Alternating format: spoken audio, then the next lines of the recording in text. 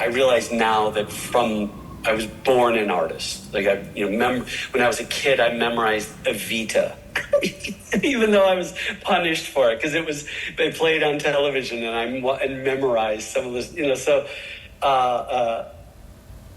So to walk in rhythm with other people, and then to sing with other people, and to have your voice amplified and amplify others. I loved cadence. I loved marching in cadence. It's one of my favorite things in the military. I fucking loved it. Your mama was home when you left. You're right. Your daddy was home when you left. You're right. Your sister was home when you left. You're right. Your brother was home when you left. You're right. The dog was home when you left. You're right. The cat was home when you left. You're right. The fish was home when you left. You're right. Your mama, your daddy, your sister, your brother, the dog, the cat, the fish was home when you left. You're right. And that's the reason you left. You're right. I left my home. I left my home. To join the army. To join the army. I left my home. I left my home. To join the army. To join the army. The day I left. The day I left. My mama cried. My mama cried. She thought that I would surely die. Would surely die. I left my wife. I left my wife. Crying at the door. Crying at the door. She knew that I would die at war. Would die at war. I left my son. I left my son. Playing in the yard. Playing in the yard. Seeing his daddy leave. Seeing his daddy leave. Made him cry so hard. Made him cry so hard. Oh, we, oh, we. Oh, we, oh, we. Oh, we, oh, we. Oh, we, oh, we. Oh, we, oh, we. Oh, we, oh, we. Join the army. We join the army. Grade, grade, grade, grade, grade, grade. Before we proceed any further, hear me speak. Speak! You are all resolved to die rather than to famish. Resolve! First, you know Caius Martius is chief enemy of the people. We know it! Let us kill him, and we'll have corn at our own price. Is it a verdict? Aye! One word, good citizens! We are accounted poor citizens, the patricians good. The leanness that afflicts us, the object of our misery, is as an inventory to particularize their abundance. Our suffering is a gain to them. Let us revenge this with our pikes ere we become rakes. For the gods know I speak this in hunger for bread, not in thirst for revenge. Would you proceed, especially against Caius Martius? Against him first, he is a very dog to the commonality. Consider you what services he has done for his country. I say unto you, what he hath done, famously he did it to that end. Though soft-conscience men can be content to say he did it for his country, he did it to please his mother, and to be partly proud, which he is even to the altitude of his virtue. What he cannot help in his nature, you account of vice in him. You must in no way say he is covetous. If I must not, I need not be barren of accusations. He hath faults with surplus to tire in repetition. What shouts are these? The other side of the city is risen. Why stay we prating here to the capital? Soft, who comes here? Worthy Menenius Agrippa, one that hath always loved the people. He's one honest enough. Would all the rest or so? Oh, what works my countrymen in hands? Where go you with pats and clubs? The matter? Speak, I pray you. Our business is not unknown to the Senate. They have had an inkling this fortnight what we intend to do, which now will show them in deeds. They say poor suitors have strong breaths. They shall know we have strong arms, too. I tell you, friends, most charitable care have the patricians of you. For your wants, your suffering in this dearth, you may as well strike at the heavens with your staves as lift them against the Roman state, whose course will on the way it takes cracking 10,000 curves of more strong link asunder than can ever appear in your impediment. For the dearth The gods, not the patricians, make it. And your knees to them, not arms, must help. Alack, you are transported by calamity thither where more attends you. You slander the helms of the state, who care for you like fathers, while you curse them as enemies. Care for us. True. Indeed, they ne'er cared for us yet. Suffer us to famish in their storehouses crammed with grain, make edicts for usury to support usurers, repeal daily any wholesome act established against the rich, and provide more piercing statutes daily to chain up and restrain the poor. If the wars eat us not up, they will, and that's all the love they bear us. Aye! Either you must confess yourself wondrous malicious, or be accused of folly. I shall tell you a pretty tale. And maybe you have heard it, but since it serves my purpose, I will venture to stale it a little more. There was a time when all the body's members rebelled against the belly, thus accused it, that only like a gulf it did remain in the midst of the body, idle and unactive, still coveting the viand, never bearing like labor with the rest, while the other instruments did see and hear, devise, instruct, walk, feel, and mutually participate did minister unto the appetite and affection common of the whole body. The belly answered to the discontented members, the mutinous parts that envied his receipt. Even so, most fitly as you malign our senators for that, they are not such as you. The bellies answer what? The kingly crowned head, the vigilant eye, the counselor heart, the arm, our soldier, our steed, the leg, the tongue, our trumpeter, with other muniments and petty helps. What then? This? For me this fellow speaks. What then? What then? Patience a while. You hear the belly's answer. You are long about it. Note me this, good friend. Your most grave belly was deliberate, not rash like his accusers, and thus answered, "True is it, my incorporate friends," quoth he, "that I do receive the general food at first, which you do live upon. And fit it is, because I am the storehouse and the shop of the whole body. But if you do remember, I send it through the rivers of your blood, even to the court, the heart, to the seat of the brain, and through the cranks and offices of man. The strongest nerves and small inferior veins from me receive that natural competency whereby they live. And though that all at once, you, my good friends," this says the belly, mark me. Aye, sir, well. "Though all at once cannot see what I do deliver out to each, yet I can make my audit up, that all from me do back receive the flower of all, and leave me but the bran. What do you think? You, the great toe of this assembly." I, the great toe. Why the great toe? For that being one of the lowest, basest, poorest of this most wise rebellion, thou goest foremost. Thou rascal, that art worst in blood to run least first to some vantage. But make you ready your stiff bats and clubs.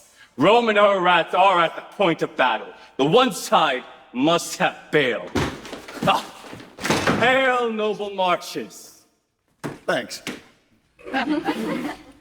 What's the matter, you dissentious rogues, that rubbing the poor itch of your opinion make yourselves stiff? We have ever your good word. He that will give good words to thee will flatter beneath abhorring. What would you have, you curs, that like nor peace nor war, the one affrights you, the other makes you proud? He that trusts you, where he should find you lions, finds you hares, where foxes, geese, hang ye, trust ye. With every minute you do change your mind, and call him noble that was now your hate, him vile that was your garland. What's the matter, that in these several places of the city you cry against the noble senate, who under the gods would keep you in awe, which else would feed on one another? What's their seeking? For corn at their own rates, where they say the city is well stored. They say.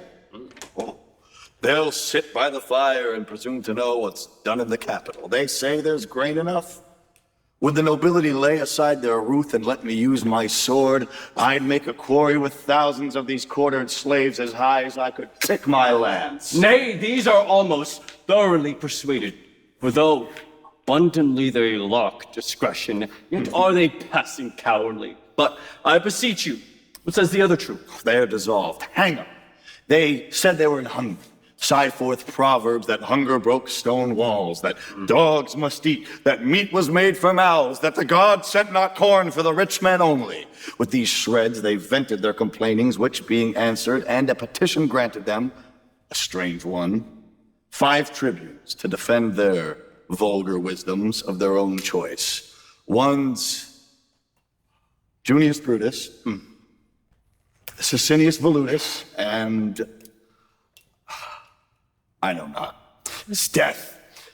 The rabble should have first unroofed the city ere so prevailed with me. It will in time win upon power for insurrections growing. This is strange. Go, get you home, you fragments! See, our best elders. Martius, 'tis true that lately you have told us the Volskis are in arms. I am glad on it. Then we shall have means to vent our musty superfluity. They have a leader, Tullus Aufidius, that will put you to it. I sin in envying his nobility, and were I anything but what I am, I would wish me only he. You have fought together? Were half to have the world by the ears, and he upon my power, I'd revolt to make my wars only with him. He is a lion that I am proud to hunt. Then, worthy Martius, attend upon Cominius to these wars. It is your former promise. Sir, it is, and I am constant. Titus Lartius, thou shalt see me once more strike at Tullus's face. Oh, what art thou, stiff? Standest out? No, Caius Martius. I'll lean on one crutch and fight with the other or stay behind this business. Oh, true grit! On to the capital, where I know our greatest friends attend us. Lead you on. Follow Cominius. We must follow you, right? Worthy your priority. Hence to your homes. Begone. Nay, let them follow. The Volskis have much corn. Take these rats thither to gnaw their garners. Worshipful mutineers, your valor puts well forth. Pray, follow.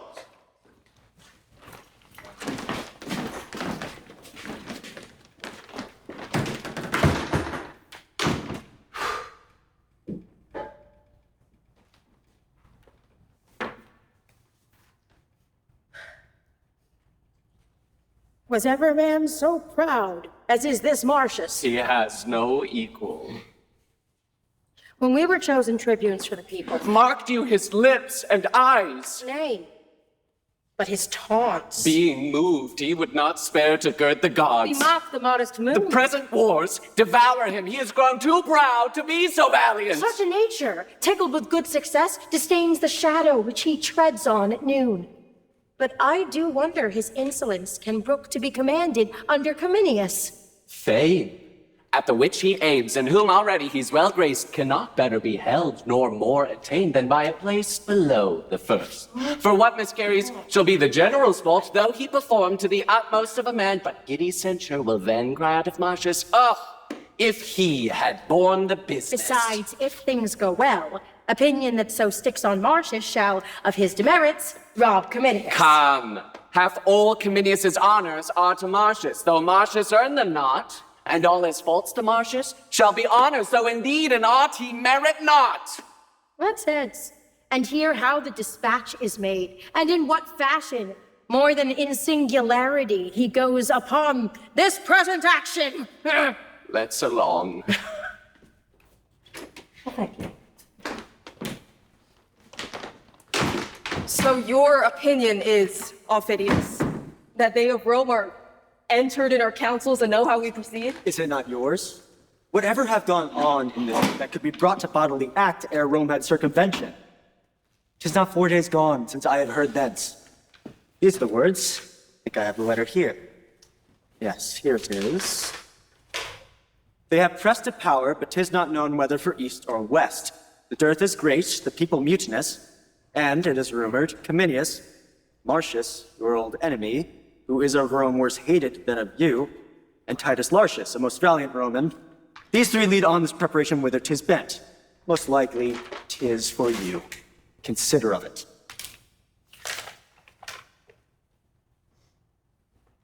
Our army's in the field. We never yet made doubt but Rome was ready to answer us. Nor did you think it folly to keep your great pretenses veiled till when they needs must show themselves, which, in the hatching, it seemed, appeared to Rome. By the discovery we shall be shortened in our aim, which was to take in many towns ere almost Rome should know we were afoot. Noble Aufidius, take your commission, hie you to your bands. Let us alone to guard Coriolanus. If they set down before us for the remove, bring up your army. But I think you'll find they've not prepared for us. Doubt not that. I speak from certainties. Nay, more, some parcels of their power are forth already and only hitherward. I leave your honor. If we and Caius Martius should chance to meet, 'tis sworn between us we shall ever strike till one can do no more. The gods assist you. Keep your honor safe. Farewell. Farewell. I was never a good officer's wife because they had such a formality. And one time in Beale Air Force Base, I got caught for speeding. Beale Air Force Base is real big base. I got caught, one of the security stopped because I was going too fast. And I said, okay, and then he says, oh, we'll have to call your husband. I says, what does my husband have to do with this? I was the one speeding, he's home. And then the colonel had to come out, the commander, because I was very vocal, I guess. And at the end of the conversation, he says to my husband, you really should control your wife.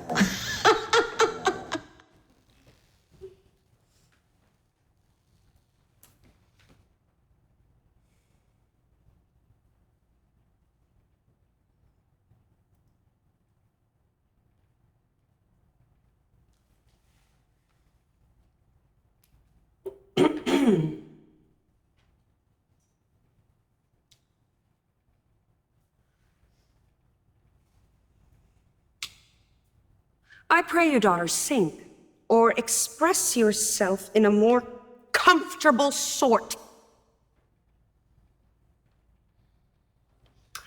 If my son were my husband, I should freely rejoice in that absence wherein he won honor, than the embracements of his bed where he would show most love. When yet he was but tender-bodied and the only son of my womb. When youth with comeliness plucked all gaze his way. When for a day of king's entreaties a mother should not sell him an hour from her beholding, I, considering how honor would become such a person, that it was no better than picture-like to hang by the wall if renown made it not stir, was pleased to let him seek danger where he was like to find fame. To a cruel war I sent him, from whence he returned, his brows bound with oak. I tell thee, daughter, I sprang not more in joy at first hearing he was a man-child than at first seeing he had proved himself a man. But had he died in the business, madam? How then? Then his good report should have been my son. I therein would have found issue. Hear me profess sincerely. Had I a dozen sons, each in my love alike, and none less dear than thine and my good Martius, I had rather 11 die nobly for their country than one voluptuously surfeit out of action. Beseech you, give me leave to retire myself. Indeed you shall not. Methinks I hear hither your husband's drum. See him pluck Aufidius down by the hair, as children from a bear, the Volsci shunning him. Methinks I see him stamp thus and call thus, come on, you cowards! You were got in fear, though you were born in Rome.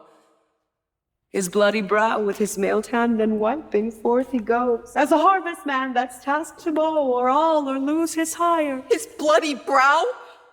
Oh, Jupiter, no blood! Away, you fool. It more becomes a man than gilt his trophy. The breasts of Hecuba, when she did suckle Hector, looked not lovelier than Hector's forehead when it spit forth blood at Gratian's sword contending. Heavens bless my lord, from fell Aufidius. He'll beat Aufidius's head below his knee and tread upon his neck. My ladies both, good day to you. Sweet madam. How do you both? You are manifest housekeepers. What are you sewing here? A fine spy in good faith. How does your little son? I thank your ladyship. Well, good One on's father's moves. Indeed, Lot is a noble child. A crack, madam. Come, lay aside your stitchery. I must have you play the idle huswife with me this afternoon. No. Good madam, I will not out of doors. Not out of doors? She shall. She shall. Indeed, no. By your patience, I'll not over the threshold till my lord return from the wars. Fie! You confine yourself most unreasonably. Come, you must go visit the good lady that lies in. I will wish her speedy strength and visit her with my prayers, but I cannot go thither. Why, I pray you? 'Tis not to save labor, nor that I want love. You would be another Penelope. Yet they say for all the yarn she spun in Ulysses' absence to fulfill Ithaca full of moths. Come, I would your cambric were as sensible as your finger, that you might leave pricking it for pity. Come, you shall go with us. No. Good madam, pardon me, indeed, I will not forth. In truth, la, go with me and I'll tell you excellent news of your husband. Oh, madam, there can be none yet. Verily, I do not jest with you. There came news from him last night. Indeed, madam? In earnest, it's true. I heard a senator speak it. Thus it is. The Volskis have an army forth, against whom Cominius, the general, is gone with one part our Roman power. Your lord and Titus Lartius are set down before their city Coriolanus. They nothing doubt prevailing, and to make it brief wars. This is true, on mine honor, and so I pray, go with us. Give me excuse, good madam. I will obey you in everything hereafter. Let her alone, lady. As she is now, she will but disease our better mirth. In truth, I think she would. Prithee, Virgilia, turn thy solemnness out of door and go along with us. No. At a word, madam. Indeed, I must not. I wish you much mirth. Well then, farewell. My father was another story. I guess I don't know. He was in World War I. He was a horseman, and everything was pulled by horses, and he wound up pretty well shell-shocked, pretty bad, yeah. And I can remember even when he came home at night, sometimes we'd hear him screaming. He had bad dreams about, he was a horseman. He loved horses, and the horses were being shot and killed, He'd bring the equipment up with horses at that time in World War I. And they were easy to shoot, yeah. And I guess it just got to him, being a lover of horses. Yonder comes news. A wager they have met. My horse to yours? No, 'tis done. Agreed. Say, has our general met the enemy? Within this, they lie in view, but have not spoke as yet. So the good horse is mine. How far off lie these armies? Mile and a half. We shall soon hear their larum, and they ours. Now, Mars, I prithee, make us quick in work, that we with smoking swords may march from hence to help our fielded friends. Tullus Aufidius, is he within your walls? No. Nor a man that fears you less than he. That's lesser than a little. Yeah! Hark you far off? There is Aufidius. List what work he makes amongst your cloven army. Oh, they are at it. Their noise be our instruction.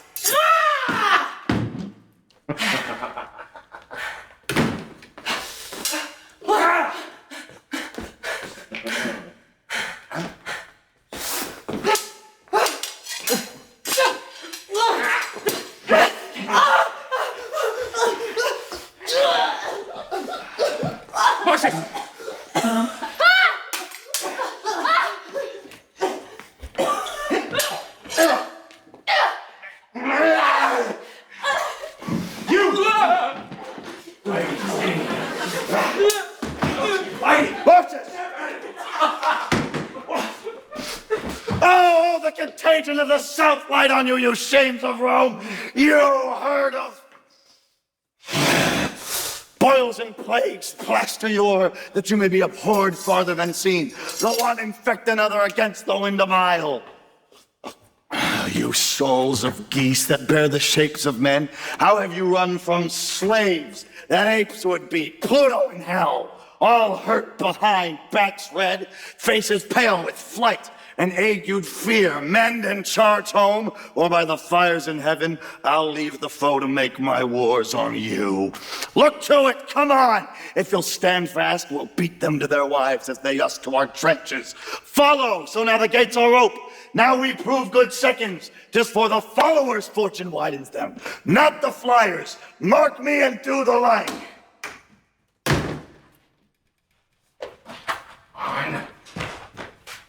Oh, what has become of Martius? Slain, sir, doubtless. Ah, noble fellow, who sensibly outdared his senseless sword, and when it bows, stand to stop. Thou art left, Martius. A carbuncle entire, as big as thou art, were not so rich a jewel. Thou wast a soldier, even a Cato's wish, not fierce and terrible only in strokes, but with thy grim looks and the thunder-like percussion of thy sounds that made thine enemies shake as if the world were feverish and did tremble. Come on.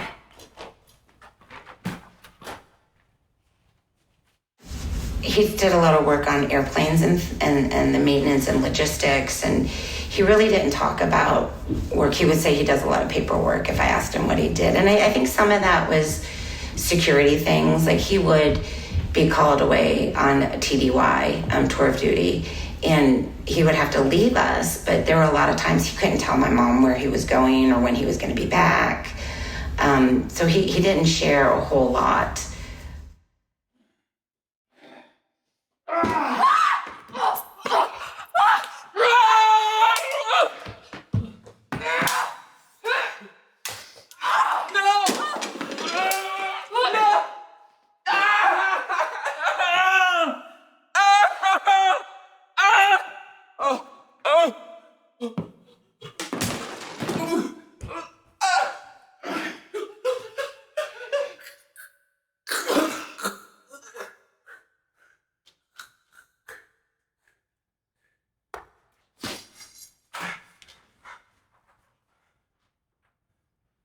Oh, 'tis Martius! Let's fetch him off or make remain alike. Come! I joined at an era when the ads were, they had these fantastic commercials where it was all, at the time, it was, they excluded the Coast Guard in the commercials, but it was Army, Navy, Air Force, Marines. What a great place, it's a great place to start. Army, Navy, Air Force, Marines. We don't ask for experience, we give it. You won't read it in a book, you live it. Pick a service, pick a challenge, set yourself apart. Army, Navy, Air Force, Marines. What a great place, it's a great place to start. Review, my friends. Well fought.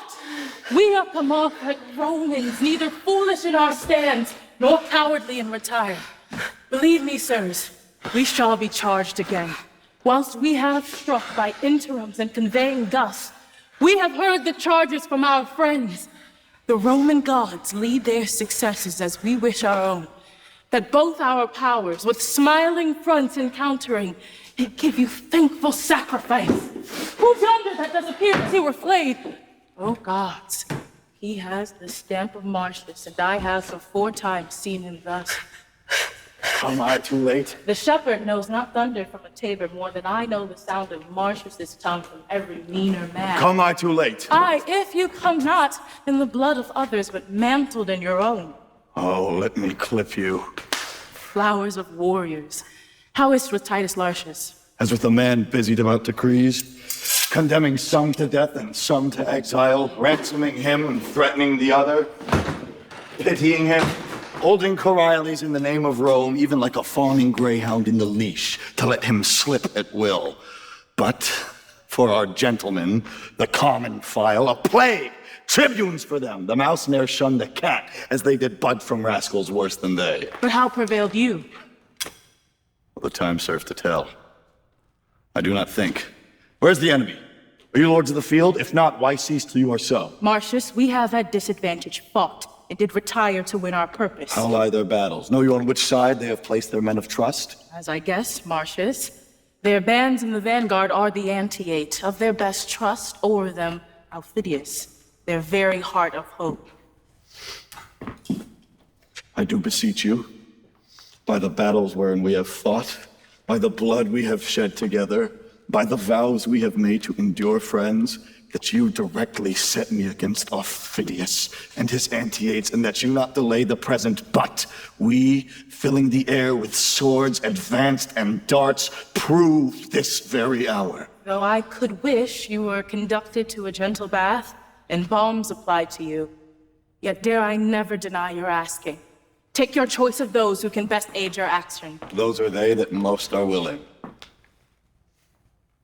If any such be here, as it were sin to doubt, that love this painting wherein you see me smeared, if any fear lesser his person than an ill report, if any think brave death outweighs bad life, and that his country's dearer than himself, let him alone, or so many so minded, wave thus to express his disposition, and follow Martius! Yeah! Oh, me alone, make you a sword of me. Which of you but is for Volskis? Please you to march, and I shall quickly draw out my command which men are best inclined. March on, my fellows. Make good this ostentation, and you shall divide in all with us. So, let the ports be guarded. Keep your duties as I have set them down. If I do send, dispatch those sentries to our aid. The rest will serve for a short holding. If we lose the field, we cannot keep the town. Fear not our care, sir. To the Roman camp. Conduct us.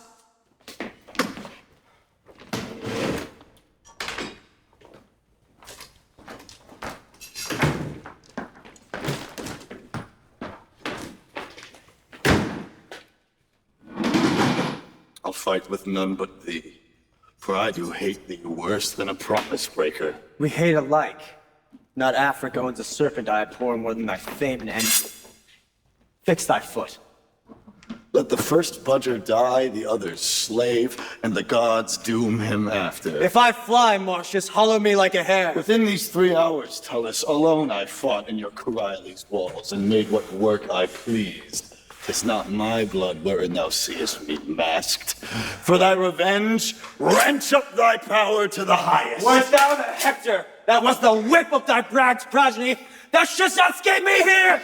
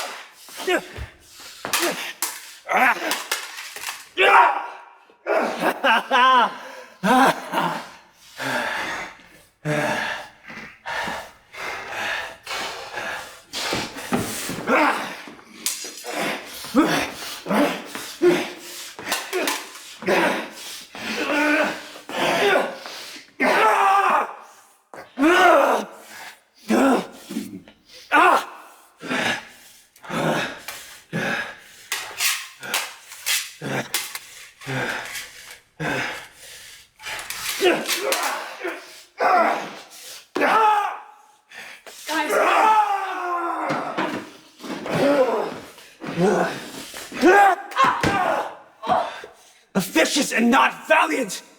You have shamed me in your condemned seconds.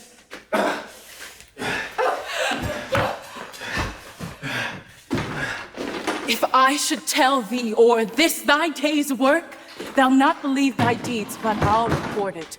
Where senators shall mingle tears with smiles, where great patricians shall attend and shrug. In the end, admire, where ladies shall be frighted and gladly quaked. Hear more, where the dull tribunes that with the Fausty plebeians hate thine honors, shall say against their hearts, We thank the gods our Rome hath such a soldier, yet camest thou to a morsel of this feast, having fully dined before. Oh, General, here is the steed we the comparison. Hast thou beheld Martius's work? Pray now no more. My mother, who has a charter to extol her blood when she does praise me, grieves me. I have done as you have, that's what I can. Been induced as you have been, that's for my country. He that has overtaken mine act has but affected his goodwill. You shall not be the grave to your deserving. Rome must know the value of her own. Therefore I beseech you, in sign of what you are, not to reward what you have done. Before our army, hear me. I have some wounds upon me, and they smart to hear themselves remembered. Should they not? Or might they fester against ingratitude and tempt themselves with death? Of all the horses whereof we have taken good and good store, of all the treasure achieved in this field and city, we render you the 10th to be taken forth, before the common distribution, at your only choice. I thank you, General, but cannot make my heart consent to take a bribe to pay my sword. I do refuse it, and stand upon the common part with those that have beheld the doing. Too modest are you, more cruel to your good rapport than grateful to us that give you truly. By your patience, if 'gainst yourself you be incensed, we'll put you, like one that means his proper harm, in manacles than reason safely with you. Therefore, be it known, as to us, to all the world, that Caius Martius wears this war's garland in token of the which, my noble steed, known to the camp, I give him. From this time, for what he did before Coriolanus, call him, with all the applause and clamor of the host, Caius Martius Coriolanus. Bear the addition nobly ever. Caius Martius Coriolanus! So to our tent, where'er we do repose us, we will write to Rome our success. You, Titus Lartius, must to Coriolanus back. Send us to Rome the best with whom we may articulate, for their own good and ours. I shall, my lord. The gods begin to mock me. I that now refuse most princely gifts am bound to beg of my lord general. Take it, 'tis yours. What is't? I sometime lay here in Coriolanus at a poor man's house. He used me kindly. He cried to me. I saw him prisoner, but then Aufidius was within my view, and wrath o'erwhelmed my pity. I do request you to give my poor host freedom. Oh, well begged. Were he the butcher of my son, he should be free as is the wind. Deliver him, Titus. Martius, his name? By Jupiter, forgot. I am tired, yea, my memory is weary. Have we no wine here? Go we to our tent. The blood upon your visage dries. 'Tis time it should be looked to. Come.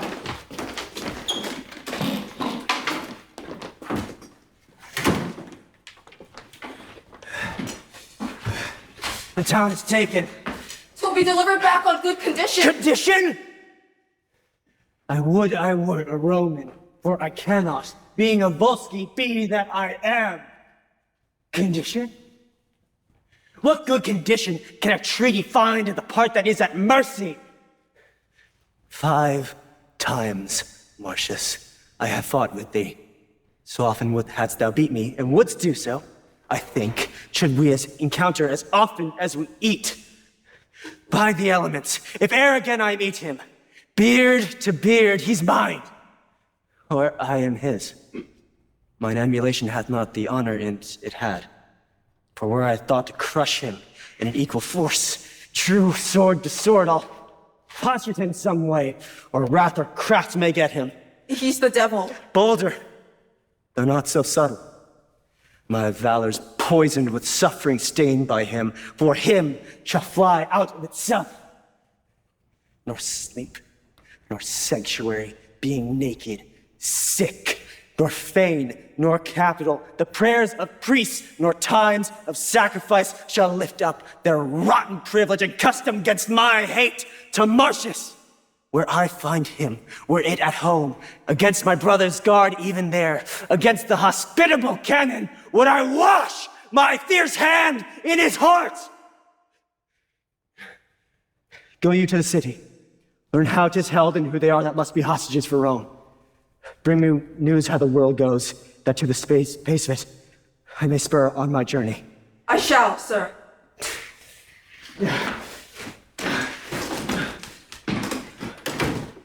The augurer tells me we shall have news tonight. Good or bad?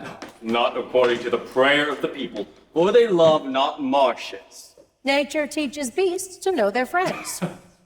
Pray to you, who does the wolf love? The lamb. I to devour him, as the hungry plebeians would the noble Martius. He's a lamb indeed, that baas like a bear. He's a bear indeed, that lives like a lamb. Tell me one thing I shall ask you. Well, sir. Well, sir. In what enormity is Martius poor in that you two have not in abundance? He's poor in no one fault, but stored with all. Especially in pride. And topping all others in boasting. This is strange now. Do you two know how you are censured here in the city? I mean of us, of the right-hand five. Menenius, Do you are known well enough, too. I am known to be a humorous patrician. One that loves a cup of hot wine, not a drop of a lame Tiber in it. One that converses more with the buttock of the night than with the forehead of the morning. What I think, I utter. Spend my malice in my breath. Meeting two such wheelsmen as you are, I cannot call you Lycurguses. If the drink you give me touch my palate adversely, I make a crooked face at it. I cannot say your worships have delivered the matter well when I find the ass and compound with the major part of your syllables. You know neither me, yourselves, nor anything. You are ambitious for poor knaves' caps and legs. You wear it a good wholesome forenoon in hearing a cause between an orange wife and a faucet seller, and then return the controversy of 3 pence to a second day of audience. You are well understood to be a perfecter giber for the table than a necessary bencher in the capital. Our very priests must become mockers. They shall encounter such ridiculous subjects as you are. Good evening to your worships. More of your conversation would infect my brain, being the herdsman of the beastly plebeians. Oh, how now, my fair as noble ladies, and the moon, were she earthly, no nobler. Whither do you follow your eyes so fast? Honorable Menenius, my boy Martius approaches. For the love of Juno, let's go. Martius, coming home. The worthy Menenius, and with most prosperous approbation. Oh, take my cap, Jupiter, and I thank thee. Martius coming home. Nay, 'tis true. Look, here's a letter from him. The state hath another, his wife another, and I believe there's one at home for you. I will make my very house reel tonight. A letter for me. Yes, certain. There's a letter for you. I saw it. A letter for me? It gives me an estate of 7 years' health, in which time I will make a lip at the physician. Is he not wounded? He was wont to come home wounded. No. Oh, he is wounded. I thank the gods for it. So do I too, if it be not too much. Brings he victory in his pocket, the wounds become him. On's brows, Menenius, he comes the 3rd time home with the oaken garland. Has he disciplined Aufidius soundly? Titus Lartius writes they fought together, but Aufidius got off. And 'twas time for him too, I'll warrant him that. And he had stayed by him, oh, I would not have been so piteous for all the chest and Coriolanus and the gold that's in them. Is the Senate possessed of this? Good ladies, let's go. Yes. The Senate hath letters from the general wherein he gives my son the whole name of the war. He hath in his action outdone his former deeds doubly. In troth, there's wondrous things spoke of him. Wondrous? I warrant you, and not without his true purchasing. The gods grant them true. True? Pow wow. True. I'll be sworn they are true. Where is he wounded? Oh, God save your good worships. Martius is coming home. He has more cause to be proud. Where is he wounded? The shoulder and the left arm. There will be large cicatrices to show the people when he shall stand for his place. One of the neck, two of the thigh. There's 9 that I know. He had before this last expedition 25 wounds upon him. Now it's 27. Every gash was an enemy's grave. These are the ushers of Martius. Before him he carries noise, and behind him he leaves tears. Death, that dark spirit, in Nervi's arm doth lie, which, being advanced, declines, and then men die. Know, Rome, that all alone Martius did fight within Coriolanus' gate, where he hath won with fame. A name to Caius Martius, these in honors follows, Coriolanus.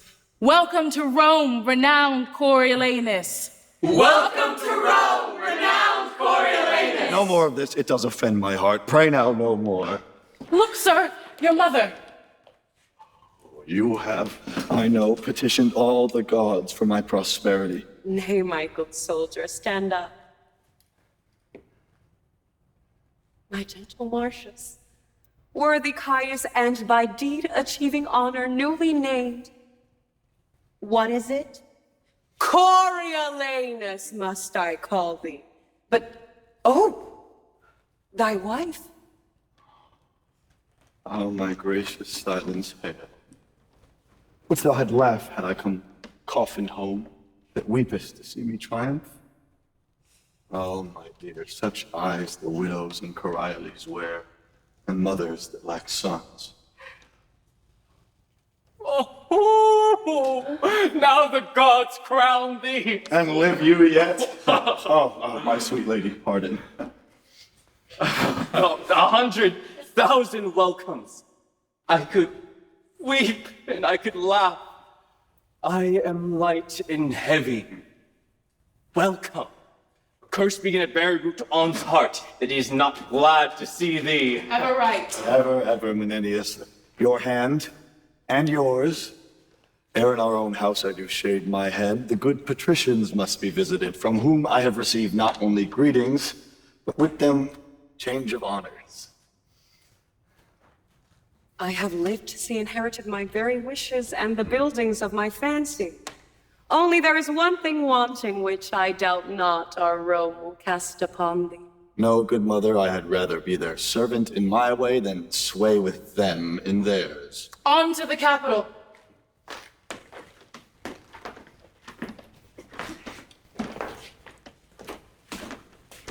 All tongues speak of him, and the bleared sights are spectacled to see him. Your prattling nurse into a rapture lets her baby cry while she chats him.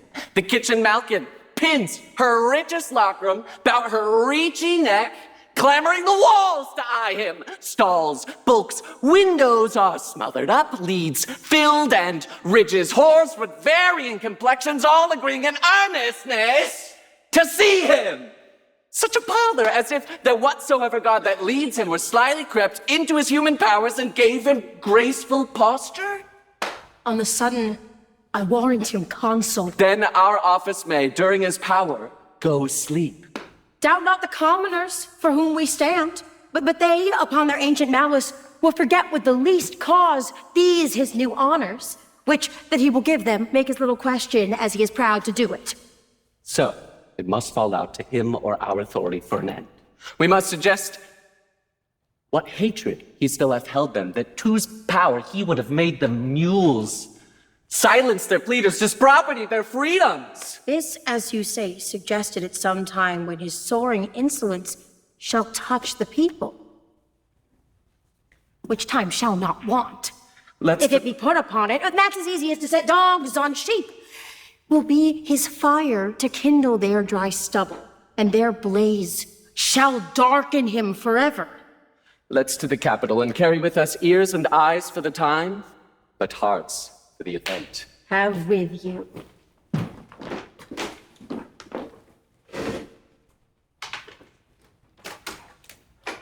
Come. How many stand for consulship? 3, they say, but the thought of everyone, Coriolanus will carry it. Oh, that's a brave fellow. But he is vengeance proud and loves not the common people. Faith, there have been many great men who have flattered the people who never loved them. But he seeks their hate with greater devotion than they can render him, and leaves nothing undone that they might fully discover him their opposite.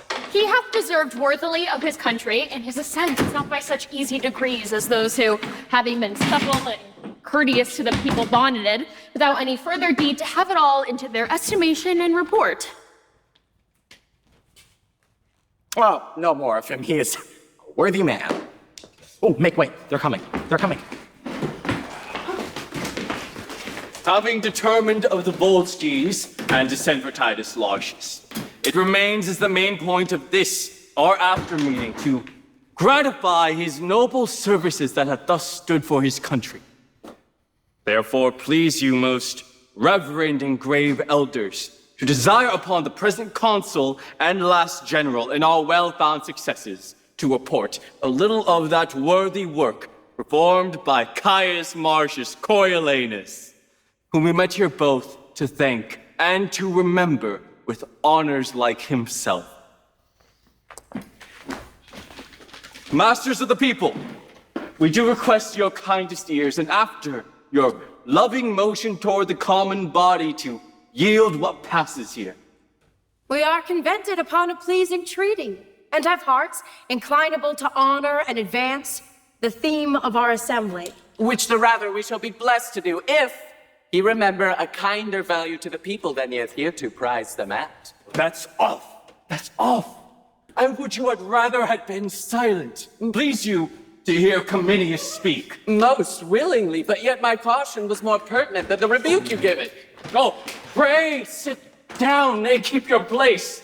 Never shame to hear what you have nobly done. Your honor's pardon. I had rather have my wounds to heal again than hear say how I got them. Sir, I hope my words dispensed you not. No, sir. Yet oft when blows had made me stay, I fled from words. You soothe not, therefore you hurt not. But your people, I love them as they weigh. Pray now, sit down. I had rather have one scratch my head in the sun when the alarum were struck than idly sit to hear my nothing's monster.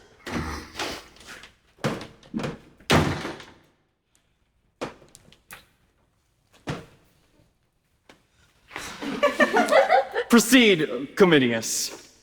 I shall add voice. The deeds of Coriolanus should not be uttered feebly. At 16 years, when Tarquin made a head for Rome, he fought beyond the mark of others. Our then dictator, whom with all praise I point at, saw him fight, when with his Amazonian chin, he drove the bristled lips before him. He bestride an o'er-oppressed Roman, and in the consul's view, slew 3 oppressors. Tarquin's self he met and struck him on his knee. In that day's feat, when he might act the woman in the scene, he proved best man in the field, and for his meed was brow-bound with the yoke. His pupil age, man entered thus, he waxed like a sea. And in the brunt of 17 battles since, he lurched all swords of the garland. For this last, before ending Coriolanus, let me say, I cannot speak him home. Alone he entered the mortal gates of the city, which he painted with shunless destiny. Aidless came off, and with a sudden reinforcement, struck Coriolanus like a planet. Now all's his, when by and by the din of war gained pierce his ready sense, then straight his doubled spirit requickened what in flesh was fatigate. To the battle came he, where he did run reeking o'er the lives of men, as if 'twere a perpetual spoil. Until we called both field and city ours, he never stood to ease his breast with panting. Oh, worthy man! Our spoils he kicked at, and looked upon things precious as they were, the common muck of the world. He covets less than misery itself would give, rewards his deeds with doing them, and is content to spend the time to end it. He's right, noble. Let him be called for. He doth appear. The Senate, Coriolanus, are well pleased to make thee consul. I do owe them still my life and services. It then remains that you do speak to the people. I do beseech you, let me overleap that custom. For I cannot put on the gown, stand naked, and entreat them for my wound's sake to grant their suffrage. Please you that I may pass this due. Sir, the people must have their voices. Neither will they bate one jot of ceremony. Very well. It is a part that I shall blush in acting and might well be taken from the people. Mark you that. To cry to them, thus I did, and thus show them the unaching scars which I should hide, as if I had got them for the hire of their breath only. Do not stand upon it. Pray you go fit you to the custom, and take to you, as your predecessors have, your honor with reform. We recommend to you, tribunes of the people, our purpose to them, and to our noble consul, wish we all joy and honor. To Coriolanus come all joy and honor. My initial reaction is always, you don't know what you're thanking me for. Like, do you even know what you're saying? Like, are you thanking me for, like, invading Iraq and tearing down their infrastructure and, you know, killing civilians? Like, I always take it to that extreme because, like, I have so much shame and guilt that I'm working through about invading that country and being part of that war. And I know now it wasn't my entire responsibility, but in the past, that's how it's felt. Like, it's very personal to me. Which I'm actively trying to work through. But then also there's moments when people thank me for my service and it's after a show. Usually I cut it off. Like at the end of a show, I'll be like, don't thank me for my service. Thank me for my story. Thank me for my courage for telling my story. Thank me essentially for fucking anything else I've done in this world except for my fucking service. Once, if he do require our voices, we ought not to deny him. We may, sir, if we will. We have power in ourselves to do it, but it is a power that we do not have the power to do. For if he show us his wounds and tell us his deeds, we are to put our tongues into those wounds and speak for them. So if he tell us his noble deeds, we must also tell him our noble acceptance of them. Ingratitude is monstrous. And for the multitude to be ingrateful were to make monsters of the multitude, of the which we, being members, should bring ourselves to be monstrous members. Then to make us no better thought of? A little help would stir. For once we stood up about the corn, he himself stuck not to call us the many-headed multitude. We have been called so many. Are you all resolved to give your voices? Yeah. Yes. Aye. But that's no matter, the greater part carries it. I say, if he would incline to the people, there was never a worthier man. Here he comes, and in the gown of humility. Mark his behavior. We are not to stay all together, but to come by him where he stands, by ones, by twos, and by threes. He is to make his request by particulars, wherein every one of us has a single honor in giving him our own voices with our own tongues. Sir, you are not right. Have you not known the worthiest men have done it? What must I say? I pray, sir, plague upon it. I cannot bring my tongue to such a pace. Oh, look, sir, my wounds, I got them in my country's service when some certain of your brethren roared and ran from the noise of our own drum. Me the gods, you must not speak of that.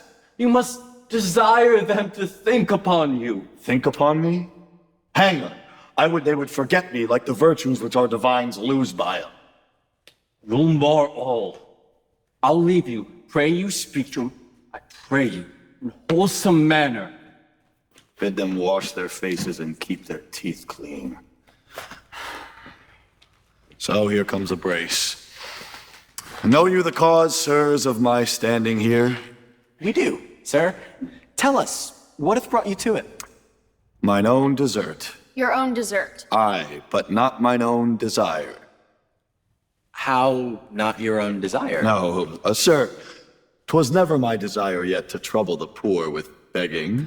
You must think that if we give you anything, we hope to gain by you. Then, I pray you, your price of the consulship? The price is to ask it kindly. Well, kindly, sir, I pray you, let me have it. I have some wounds to show you, and they shall be yours in private. Your good voice, sir, what say you? You shall have it, worthy sir. There's an all too worthy voices begged. I have your alms. Adieu. This is something odd. In twere to give again, but 'tis no matter. Pray you now, if it may stand in the tune of your voice, that I may be consul, I have here the customary gown. You have deserved nobly of your country. And you have not deserved nobly. Your enigma? You have been a scourge to our enemies. You have been a rod to her friends. You have not indeed loved the common people. You should account me the more virtuous that I have not been common in my love. I will flatter my sworn brother, the people, to earn a dearer estimation of them. Therefore, I beseech you, I may be consul. We hope to find you our friend, and therefore give you our voices heartily. You have received many wounds for your country. I will not seal your knowledge with showing them. I will make much of your voice, and so trouble you no further. The gods give you joy, sir. Heartily. Here comes more voices. Your voices, for your voices I have fought, watched for your voices, bare of wounds 24 odd, of battles thrice 6 have I seen and heard of. For your voices I have done many things, some less, some more. Your voices, indeed I would be consul. Amen, amen. God save thee, noble consul. Worthy voices.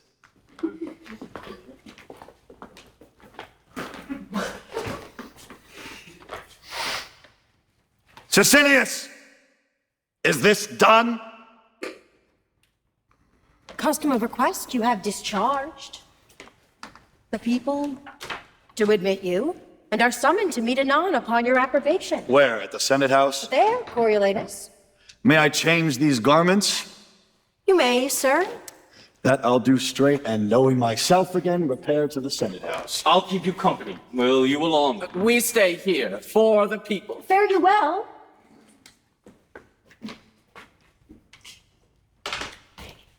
He has it now, and by his looks methinks 'tis warm at his heart. With a proud heart, he wore his humble weeds.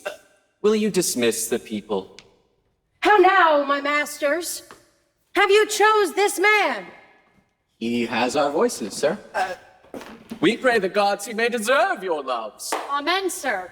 To my poor unworthy notice, he mocked us when he begged our voices. Certainly, he flouted us downright. No, it was his manner of speech. He did not mock us. Not one amongst us save yourselves, but says he used us scornfully. He should have showed us his marks of merits.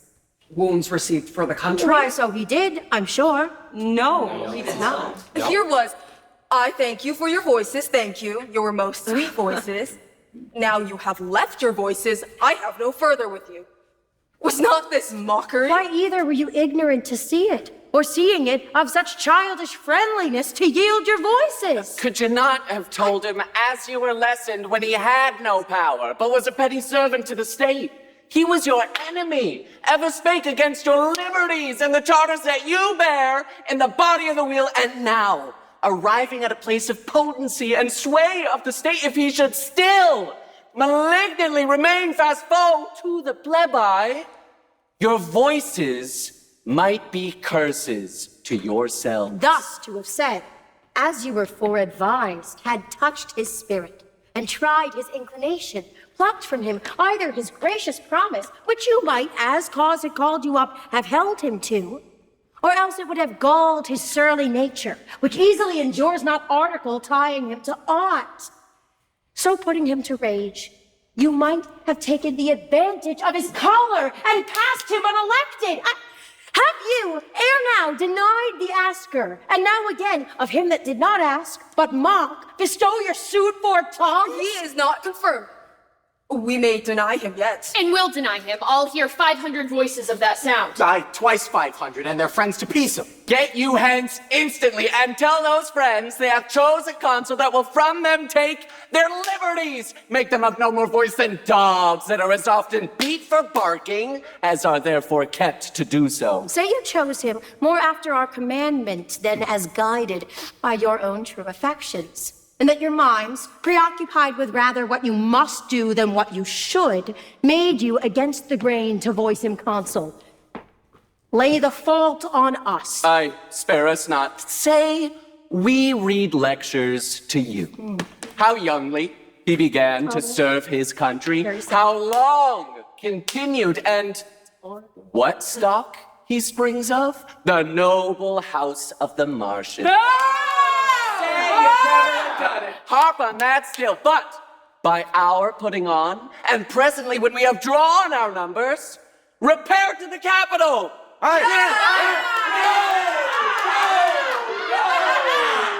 on. This mutiny were better put in hazard than stay past doubt for greater, if, as his nature is, he fall in rage with their refusal. Both observe and answer the vantage of his anger. To the capital, come.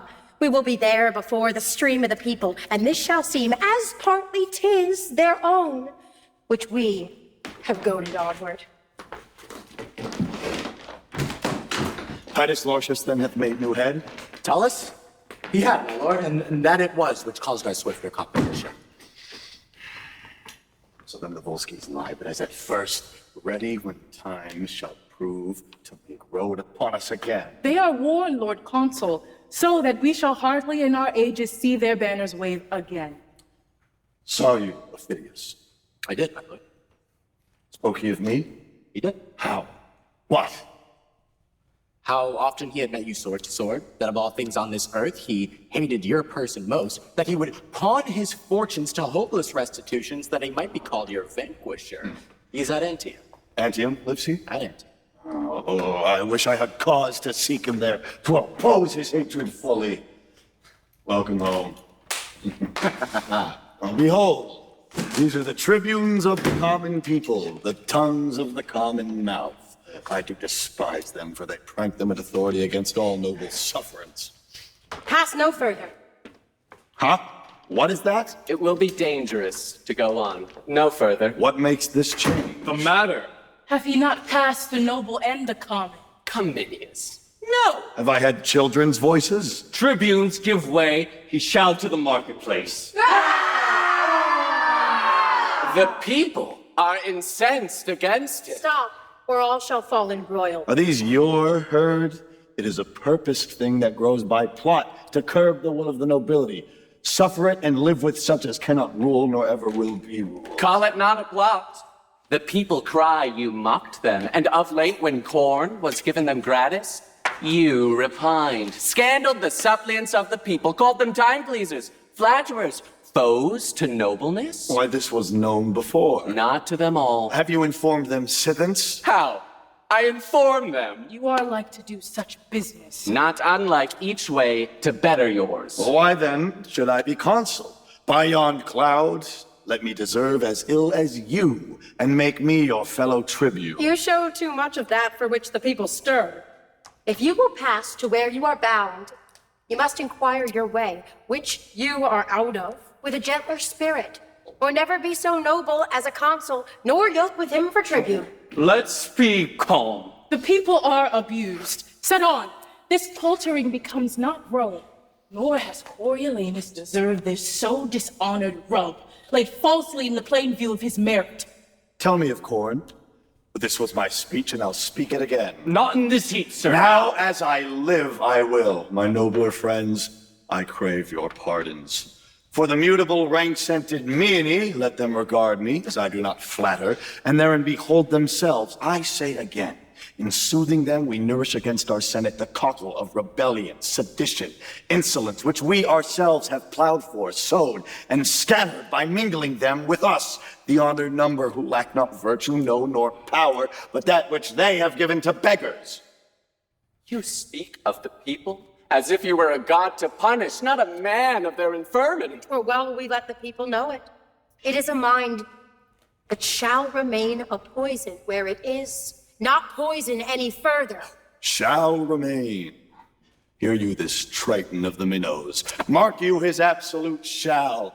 Oh, my good but most unwise patricians, you grave but reckless senators, how have you given Hydra leave to choose an officer, that with his peremptory shall, being but the horn and noise of the monster, wants his mind to turn your current to a ditch, to make your channel his? If he have power, then veil your ignorance. If he have none, awake your dangerous lenity. Well, on to the marketplace. Whoever gave the order to give forth the corn of the storehouse gratis, as 'twas used sometime in Greece. Well, no more. Ere the people had more absolute power, I say he nourished disobedience, fed the ruin of the state. Why shall the people give one who speaks thus their voice? Being pressed to the war, even when the navel of the state was touched, they would not thread the gates. This kind of service did not deserve corn gratis. Being in the war, wherein their mutinies and revolts showed most valor, spoke not for them. Come, enough. Enough with overmeasure. Nay, take more.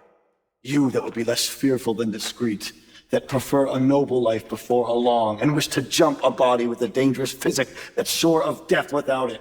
At once, pluck out the multitudinous tongue. Let them not lick the sweet which is their poison. Has said enough! Has spoken like a traitor, and shall answer as traitors do. This a consul? No. Go call the people, in whose name myself attach thee as a traitorous innovator, a foe to the public weal. Obey, I charge thee, and follow to thine answer. Down with him. Whoa, go down with respect. It's me that would take from you all your power. Down with him.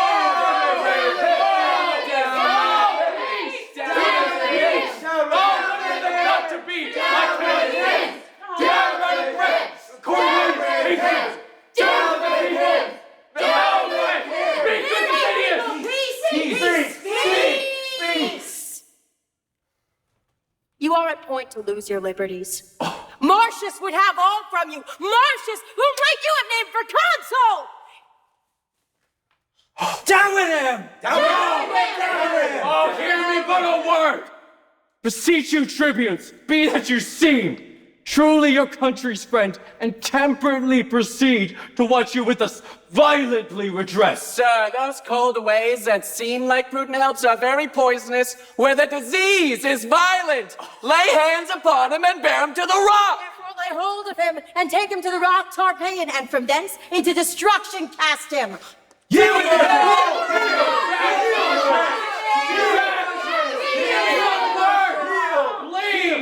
Please, hear me one word. Listen to the foes of your country. What they scream, you scream.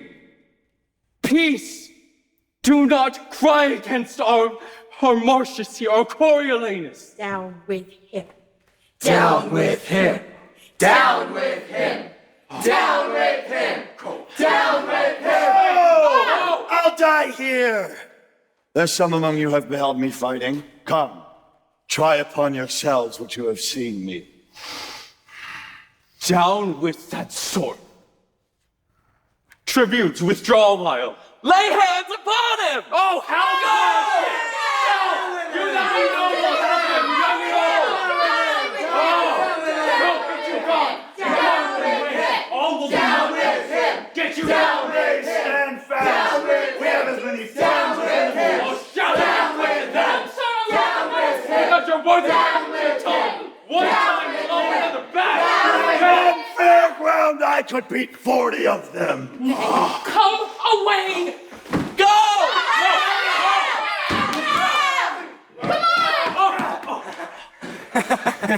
Where is this viper that would depopulate the city and me every man himself? He shall well know the noble tribunes are the people's mouths, and we their hands. Do not cry havoc where you should but hunt, with modest warrant. Sir, how comes that you have hope to make this rescue? He's a disease that must be cut away! Oh, he's a limb that has but a disease. Mortal to cut it off. To cure it easy. What has he done to Rome that's worthy death? Killing our enemies. The blood he hath lost, which I dare vouch is more than that he hath, by many an ounce. He dropped it for his country. And what's left, to lose it by his country, were to us all that do it and suffer it a brand to the end of the world. This is clean can! Nearly awry. When he did love his country, it honored him. Aye. Oh. Hear me one word. Consider this. He has been bred in the war since he could draw a sword, and is ill-schooled in bolted language. Meal and bran together he throws without distinction. Give me leave. I'll go to him and undertake to bring him where he shall answer by a lawful form, in peace, to his utmost peril. Noble Menenius. Be you then as the people's officer. Masters, lay down your weapons. Go not home. Meet on the marketplace. We'll attend you there. Where if you bring not Martius, we'll proceed in our first way. I'll bring him to you.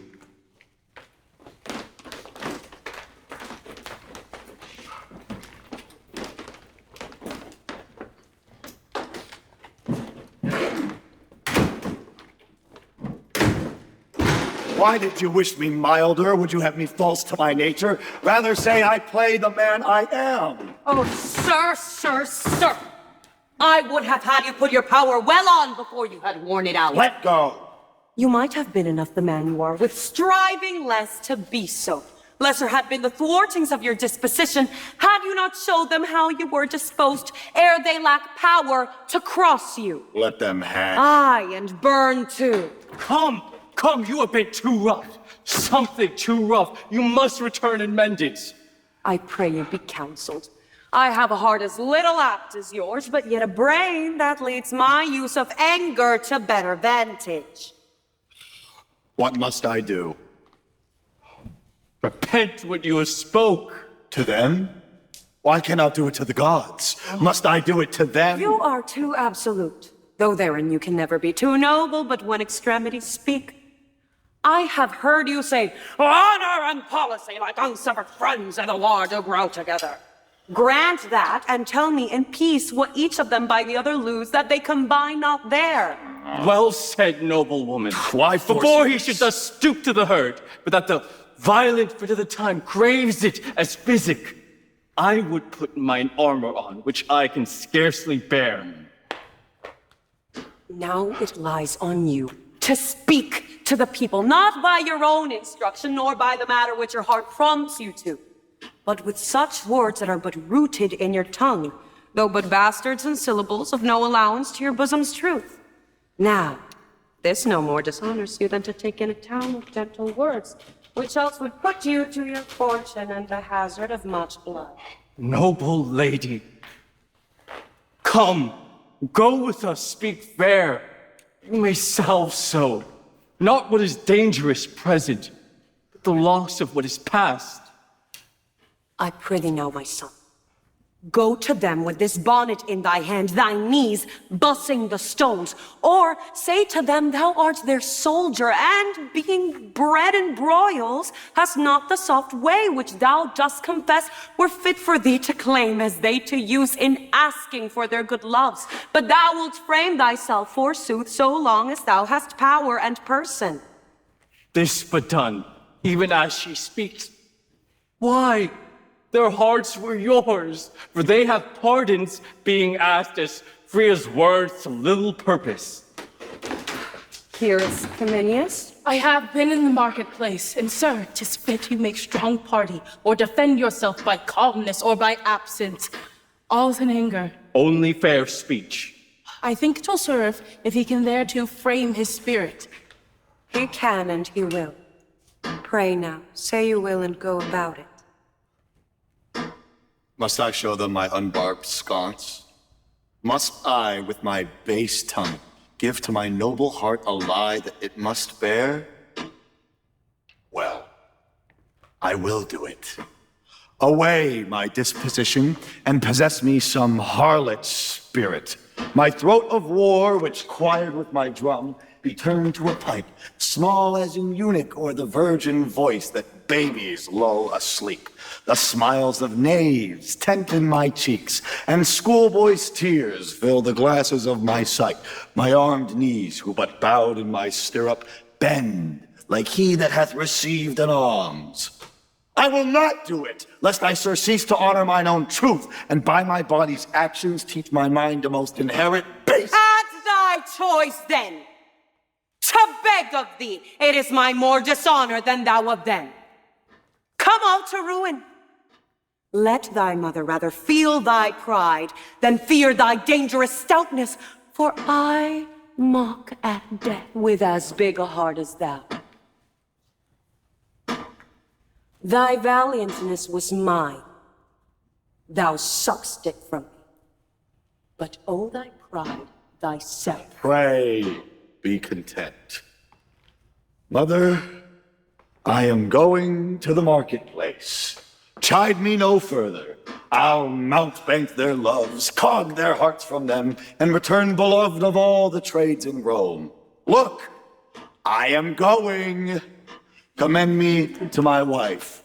I will return consul or never trust what my tongue may do in the way of flattery further. Do your will. Away! The tribunes do attend you. Arm yourself to answer mildly, for they are prepared with accusations, as I hear, more strong than are upon you yet. Mildly is the word. Pray now. Let us go. Let them accuse me by invention. I shall answer in mine honor. Aye, but mildly. Well, mildly be it then. Mildly.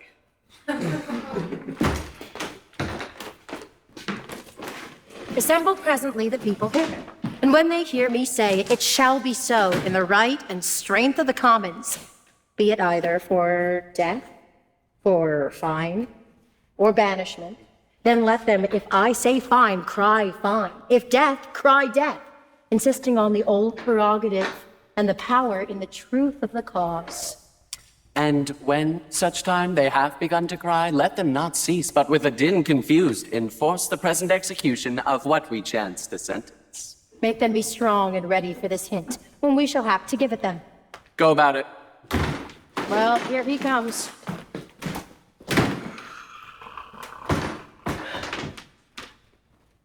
Sir, I shall grant them peace, as the ostler bears the poorest piece by the knave's volume. Calmly, I do beseech you. The honored gods keep Rome in safety, and the chairs of justice supplied with worthy men. Plant love among us, throng our large temples with shows of peace, and not our streets with war. A noble wish. Draw near, ye people. Shall I be charged more than this present? Must all determine here? I do demand, if you submit you to the people's voices, allow their officers, and are content to suffer lawful censure for such faults as shall be proved upon you. I am content. Lo, citizens, he says he is content. The warlike service he has done. Consider, think upon the wounds his body bears, which show like graves of the holy churchyard. Scratches with briars, scars to move laughter only. Consider further that when he speaks not like a citizen, you'll find him like a soldier. Do not take his rougher accents for malicious sounds, but, as I say, such as become a soldier rather than envy you. Well, no more. What's the matter, that being passed for consul with full voice, I am so dishonored that this same hour you do take it off again? Answer to us. Say then 'tis true, I ought so. We charge you that you have contrived to take from Rome all seasoned office, and to wind yourself into a power tyrannical, for which you are a traitor to the people. Traitor? How now? Temperately your promise. Let the fires in the lowest hell fold in the people. Call me their traitor? Thou injurious tribune, within thine eyes sat 20,000 deaths, in thy clutching hands as many millions, in thy lying tongue both numbers. I say unto thee, thou liest, with a voice as free as I would pray the Mark you this, people? Yield! Peace! We need not press new matter to his charge. What you have seen him do and heard him speak, beating your officers, cursing yourselves, opposing laws with strokes, and here defying those whose great power must try him. Even this, so criminal and in such capital kind, deserves the extremest death. But since he hath served well for Rome... How prate you of service? I talk of that knows it. You? No, I pray you. No, I'll know no further. Let them pronounce the steep Tarpeian death, vagabond exile, flaying, pent to linger, but with a grain a day.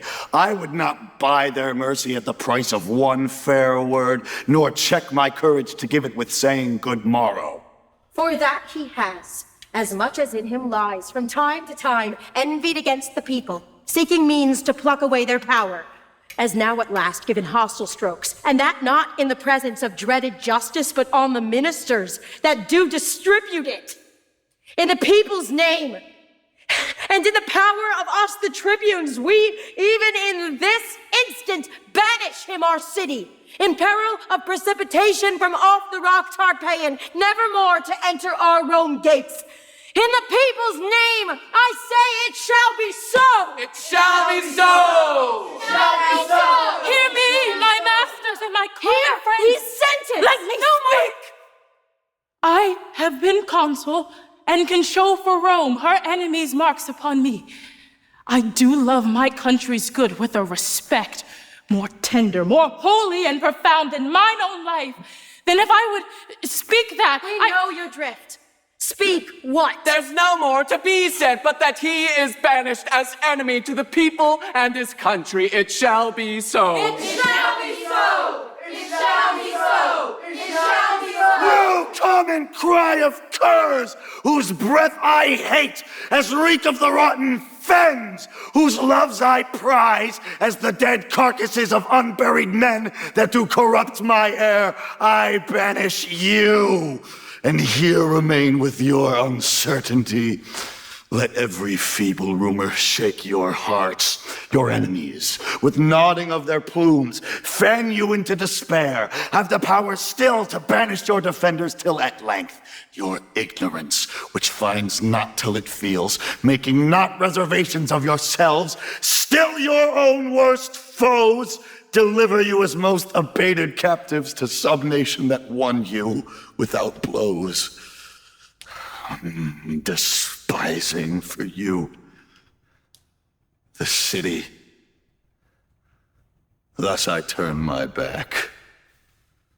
There is a world elsewhere.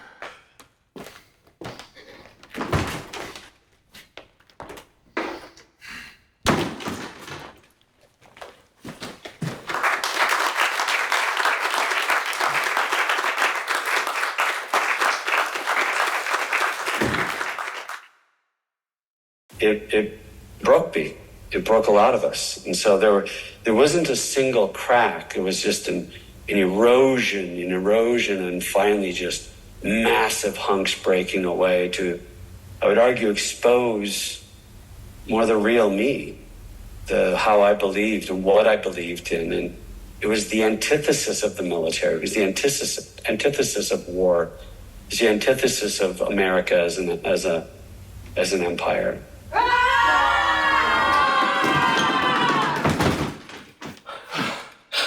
Bid them all home. He's gone and will no further. The nobility are vexed, whom we see have sided in his behalf. Now we have shown our power, let us seem humbler after it is done than when it was a-doing. Oh, here comes his mother. Let's not meet her. What? They say she's mad! They've taken note of us. Keep on your way. Peace. You're well met. The hoarded plague of the gods requite your love. Be not so loud. If that I could for weeping you should hear, nay, and you shall hear some. Will you be gone? Who shall say too? And would I have the power to say so to my husband? Are you mankind? I, fool, is that a shame? Note but this fool was not a man my father. Hadst thou fought ship to banish him, that struck more blows for Rome than thou hast spoken words. Oh, blessed hand. More noble blows than thou ever wise words, and for Rome's good. I'll tell thee what. Yet go. Nay, but thou shalt stay too. I would my son were in Arabia, thy tribe before him, his good sword in his hand. What then? What then? He'd make an end of thy posterity! Bastards and all! Good man, the wounds he does bear for Rome! He had continued to his country as he began, and not unknit himself the noble knot he made. I would he had. I would he had. 'Twas you incensed the rabble. Cats that can judge as fitly of his worth as I can of those mysteries heaven will not have earth to know. Pray, let's go. Now, pray, sir, get you gone. Ere you go, hear this. So far doth the capital exceed the meanest house in Rome. So far, my son, this lady's husband here, do you see, whom you have banished, doth exceed you all. Well, we'll leave you. Why stay we to be baited with one that wants her wits? Take my prayers with you. I would the gods had nothing else to do but to confirm my curses. Could I meet him but once a day, it would unclog my heart of what lies heavy to. You have told them home, and by my troth you have cause. You'll sup with me. Anger's my meat. I sup upon myself, and so shall starve with feeding. Come, let's go. Leave this faint puling and lament as I do, in anger, Juno-like. Come, come, come. Fie! Fie! Fie!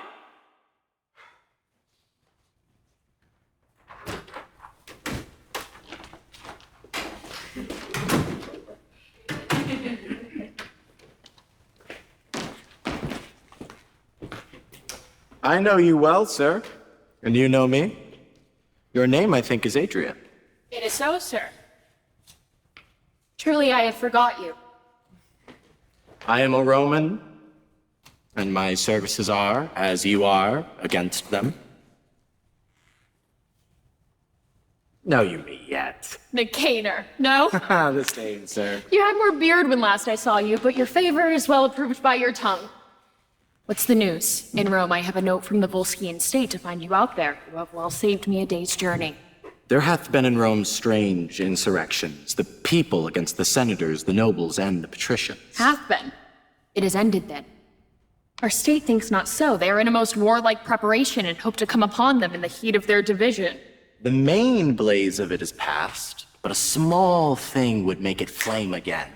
For the nobles receive so to heart the banishment of that worthy Coriolanus, that they are in a right aptness to take all power from the people and to pluck from them their noble tribunes forever. This lies glowing, I can tell you, and it's almost mature for the violent breaking up. Coriolanus banished.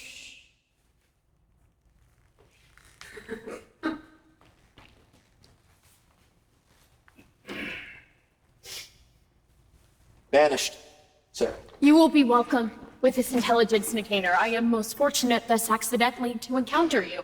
You have ended my business, and I will merrily accompany you home.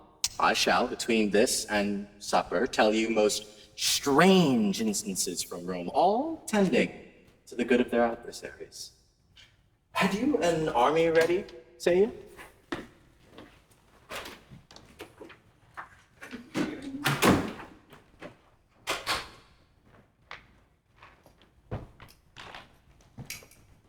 A goodly city is this Antioch.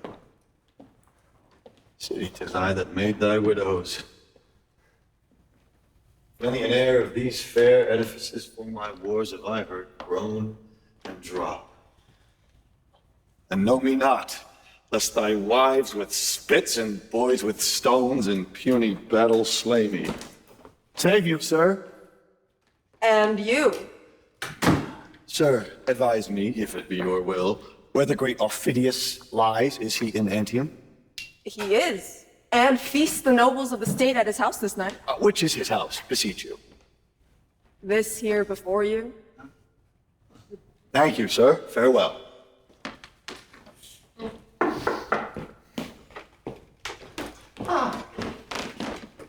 Oh, what would you have, friend? Here is no place for you. Pray, go away from the door. What fellow's this? A strange one, as ever I looked on. What have you to do here, fellow? Pray you avoid the house. Let me but stand. I will not hurt your hearth. What are you?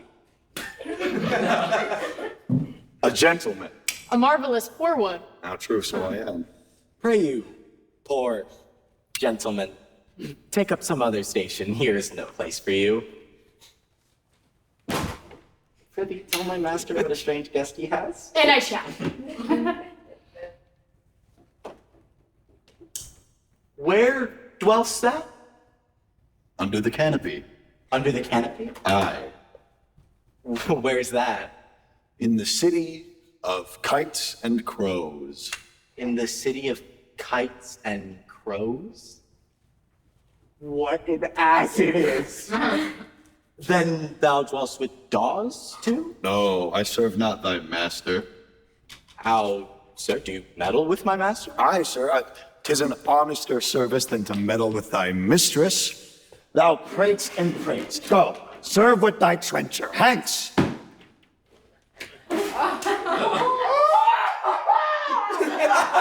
Where is this fellow? Here, sir, I'd have beaten him like a dog, but for disturbing the lords within. Whence comest thou? What wouldst thou? What's thy name? Why speaks not? Speak, man. What is thy name? If, Tullus, thou dost not know me, and seeing me does not think me for the man I am, necessity commands I name myself. What is thy name? A name unmusical to Volscian ears, and harsh in sound to thine. Say, what's thy name? Thou hast a grim appearance, but thy face bears commandment, though thy tackles torn, thou showest a goodly vessel. Thy name? Prepare thy brow to frown. Dost thou know me yet? I know thee not. Thy name? My name is Caius Martius Coriolanus, who hath done unto thee particularly, and to all the Volscians great hurt and mischief, there to witness may my surname. The painful service, the extreme dangers, and the drops of blood shed for my thankless country are but requited with that surname, a good memory and witness of the malice and displeasure which thou shouldst bear me. Only that name remains. The cruelty and envy of the people, permitted by our dastard nobles, who have all forsook me, hath devoured the rest, and suffered me, by the voice of slaves, to be whooped out of Rome. This extremity hath brought me to thy hearth, not out of hope, mistake me not, for my life. For if I had feared death of all the men in the world, I would have voided thee. But in mere spite, to be full quit of those my banishers, stand I before thee here. Then, if thou hast a heart of wreak in thee, that wilt revenge thine own particular wrongs, and stop those maims of shame seen through thy country, speed thee straight, and make my misery serve thy turn. So use it that my revengeful services may prove as benefits to thee. I will fight against my cankered country with the spleen of all the under fiends. But if thou darest not this, and that to prove more fortunes thou art tired, well, in a word, I also am longer to live, most weary, and present my throat to thee, which not to cut would show thee but a fool, since I have ever followed thee with hate, drawn tons of blood out of thy country's breasts, and cannot live but to thy shame, unless it be to do thee service. Martius, Martius, each word thou hast spoke hath weeded from my heart a root of ancient envy. If Jupiter from yon cloud should speak divine things and say 'tis true, I'd not believe them more than thee, all noble Martius. Let me twine mine arms about that body, where against mine grain dash 100 times hath broken, scarred the moon with splinters. Here I clip the anvil of my sword, and do contest as nobly and hotly with thy love as ever I did contend against thy valor. Know that first, I loved the maid I married, and her man sighed truer breath. But that I see thee here, thou noble thing, more dances my rapt heart than when first I saw my wedded mistress bestride my threshold. Thou hast beat me out 12 several times, and nightly since I have dreamt of encounters twixt thyself and me. We have been down together in my sleep, unbuckling helms, fisting each other's throats, and waked half dead with nothing. Worthy Martius, have we no other quarrel else to Rome that thou art thence banished? We would muster all from 12 to 70, and pouring war into the bowels of ungrateful Rome like a bolt blood overbear it. You bless me, God. Therefore, most absolute sir, if thou wilt have the leading of thine own revenges, take the one half of my commission and set down, as best thou art experienced, since thou knowest thy country's strength and weakness, thine own ways, whether to knock against the gates of Rome, or rudely visit them in parts remote to fright them, ere destroy.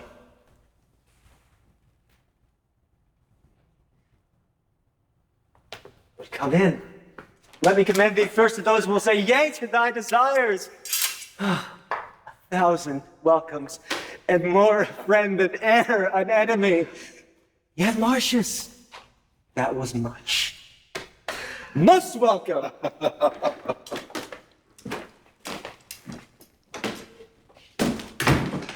Here's a strange alteration.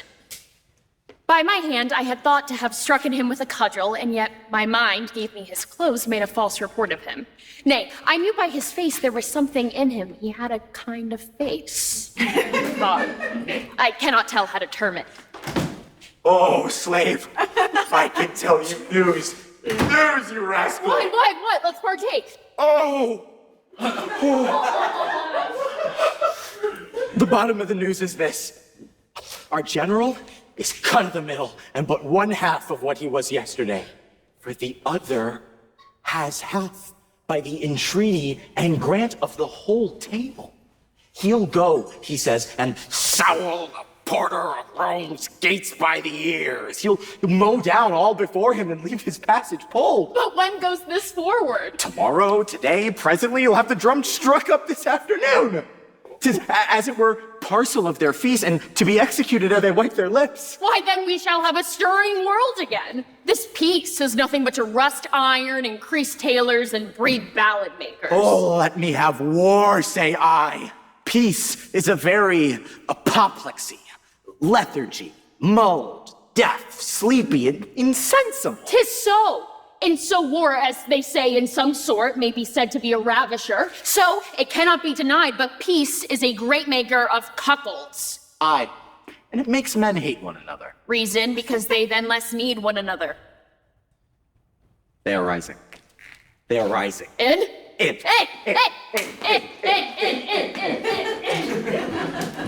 Your Coriolanus is not much missed, but with his friends.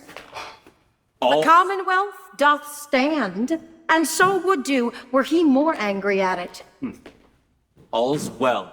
It might have been much better if he could have temporized. Where is he, hear you? Nay, I hear nothing.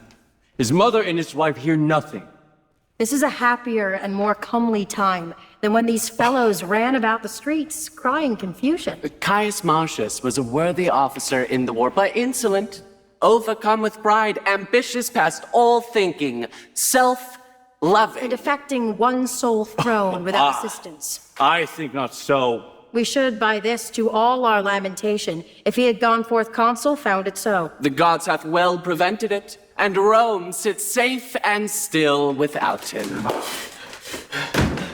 Worthy tribunes, there is a slave whom we have put in prison, reports the Volskis are forward and entered in the Roman territories, and with the deepest malice of the war, destroy what lies before him.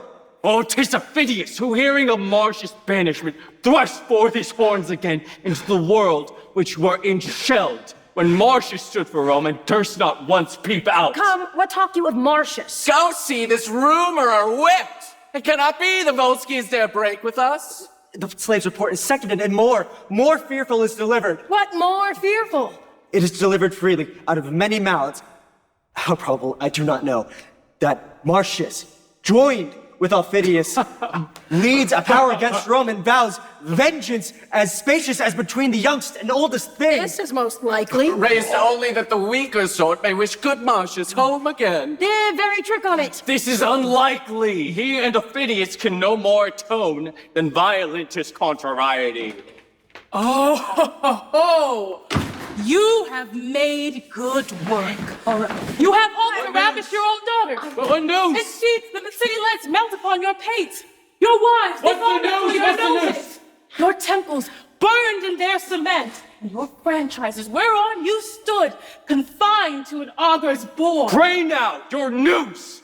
Oh, if Martius should be joined with the Volskians. If he is their god, he leads them like a thing made by some other deity than nature that shakes man better. And they follow him against us brat, with no less confidence than boys pursuing summer butterflies or butchers killing flies. But is this true, sir? Aye, and you'll look pale before you find it other.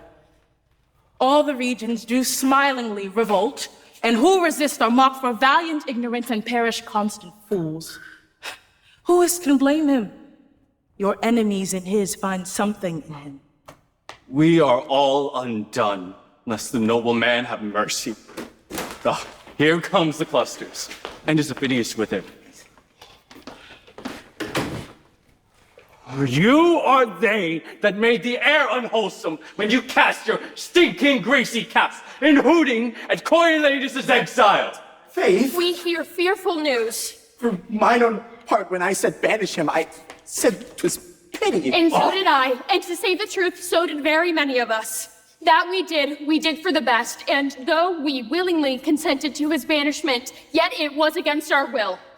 You are goodly things, you voices. You have made good work, you and your cry. Shells to the capital.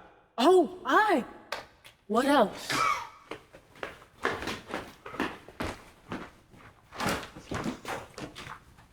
Go, masters. Get you home. Be not dismayed. These are a side that would be glad to have this true, which they so seem to fear. Go home and show no sign of fear.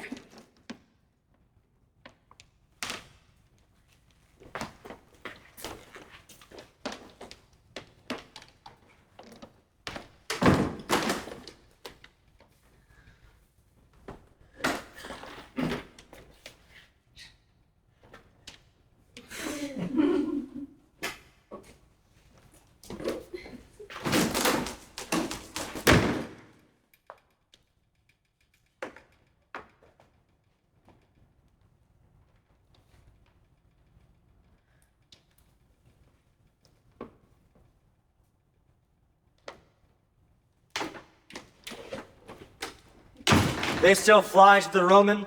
I do not know what witchcraft's in him, but your soldiers use him as the grace for me, their talk at table and their thanks at end. And you are darkened in this action, sir, even by your own.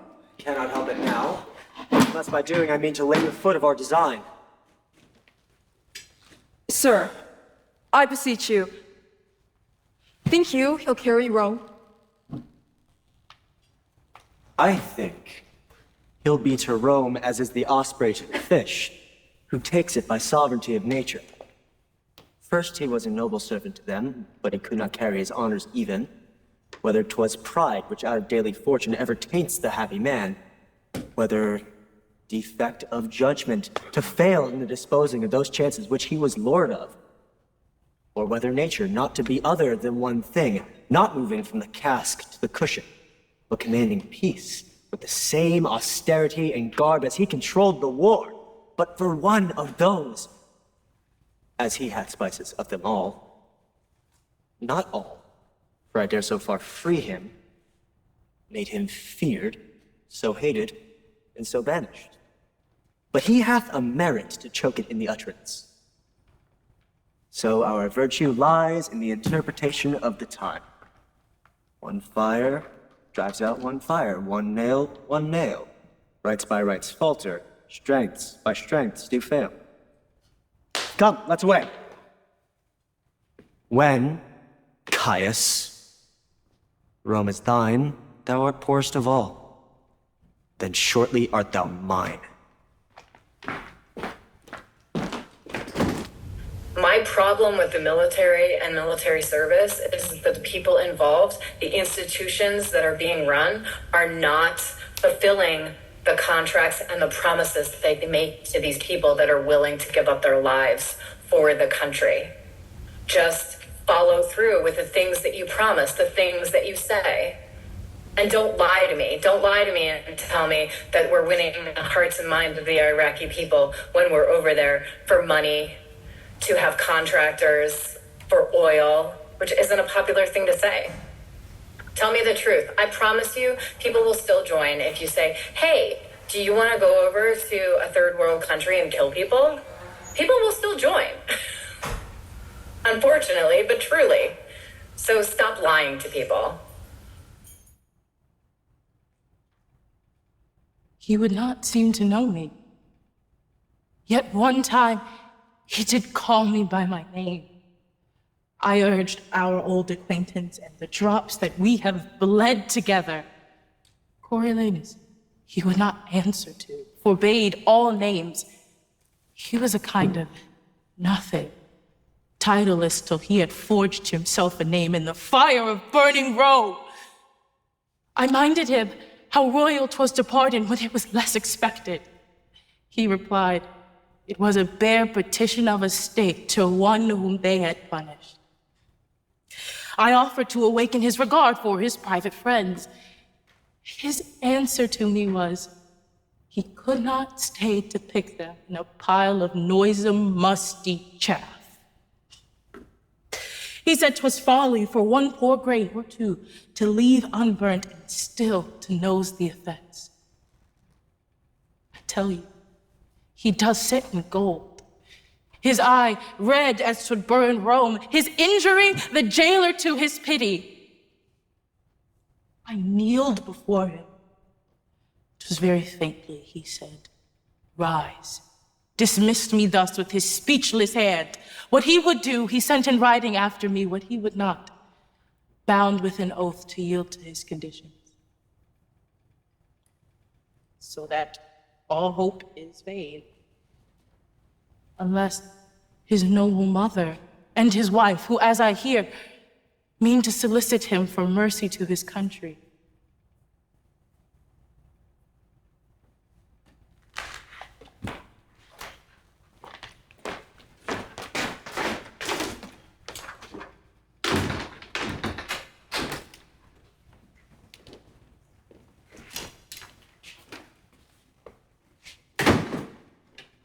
Stay! Whence are ye? Stand and go back. You guard like men. 'Tis well, but by your leave, I am an officer of state. From whence? From Rome. You'll see your Rome embraced with fire before you speak with Coriolanus. Oh, good, my friends. If you have heard your general talk of Rome and of his friends there, it is lots to blanks my name had touched your ears. It is Menenius. Be it so, go back. The virtue of your name is not here passable. I tell thee, fellow. Thy general is my lover. I have been the book of his good acts, but men have read his fame unparalleled, happily amplified. For I have ever verified my friends of whom he's chief. With all the sighs that verity would, without lapsing, suffer. Howsoever you have been his liar, as you say you have, I am one that, telling true under him, must say you cannot pass. Therefore go back. Has he died?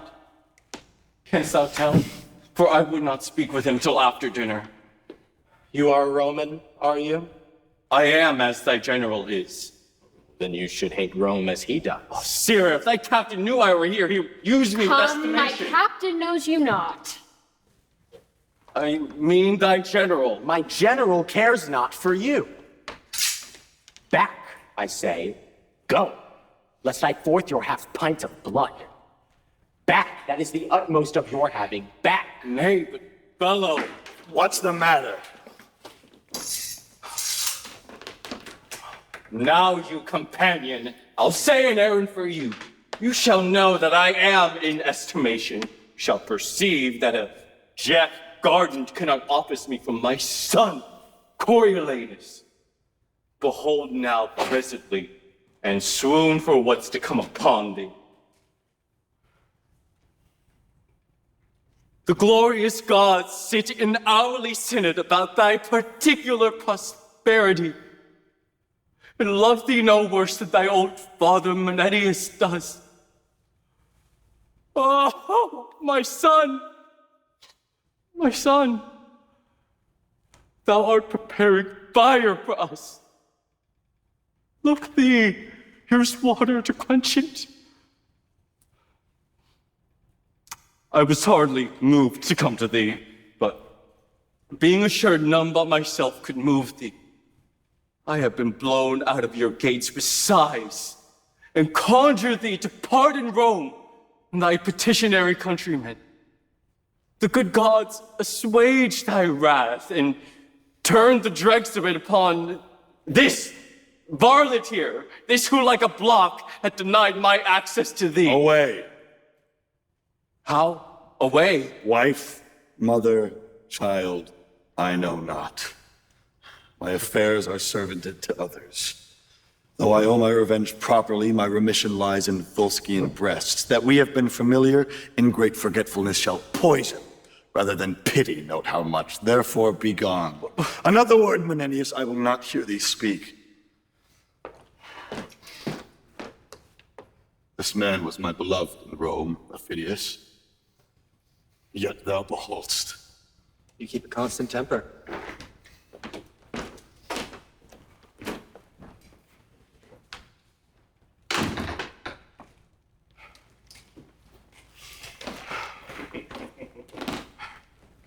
Now, sir, is your name Menenius? 'Tis a spell, you see, of much power.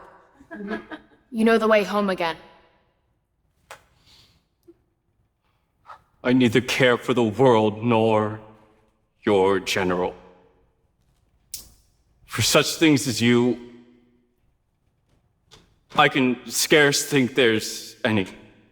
You're so slight. He that hath the will to die by himself fears it not from another. Let your general do his worst. For you, be that you are long, and your misery increase with your age. I say to you, as I was said to, away!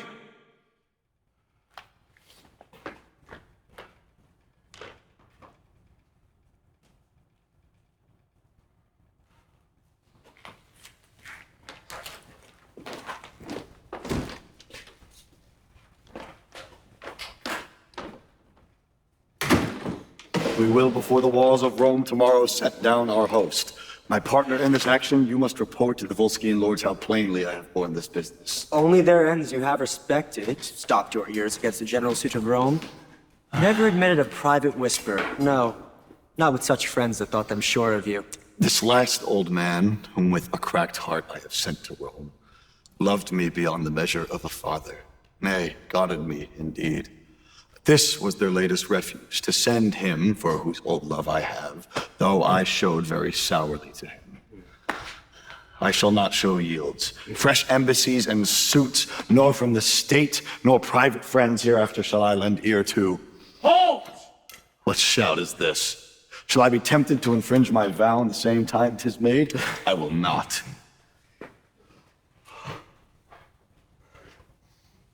My wife comes foremost, then the honored mold wherein this trunk was framed. But out, affection, all bond and privilege of nature break. Let it be virtuous to be obstinate. What is that curtsy worth? Let the Volskis plow Rome and harrow Italy. I'll never be such a gosling to obey instinct, but stand as if a man were author of himself and knew no other kin. My lord and husband! These eyes are not the same I wore in Rome. The sorrow that delivers us thus changed makes you think so. Like a dull actor now, I have forgot my part and am out, even to a full disgrace. Best of my flesh, forgive my tyranny, but for that do not say forgive our Romans.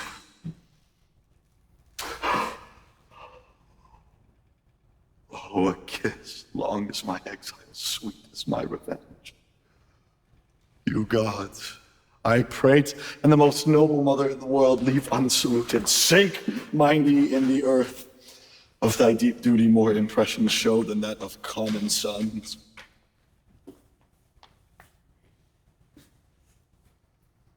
Oh, stand up, blessed.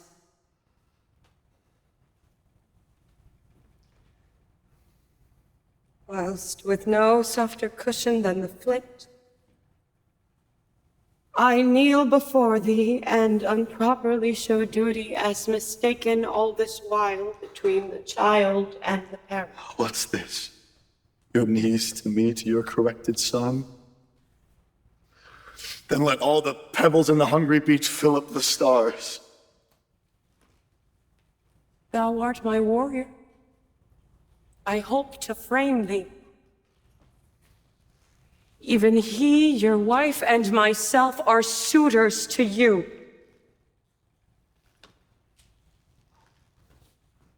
That's my brave boy. Beseech you, peace. Or if you'd ask, remember this from before. The thing I have forsworn to do shall never be held by your denials. Do not ask me wherein I seem unnatural. Desire me not to capitulate with the mechanics of Rome. Do not ask wherein I shall allay my rages and revenges for your colder reasons. Oh, no more! No more! You have said you will not grant us anything, for we have nothing else to ask but that which you deny already. Yet we will ask that if you fail on our request, the blame may hang upon your hardness. Therefore, hear us. Aufidius and you Volskis, mark, for we'll hear not from Rome in private. Your request?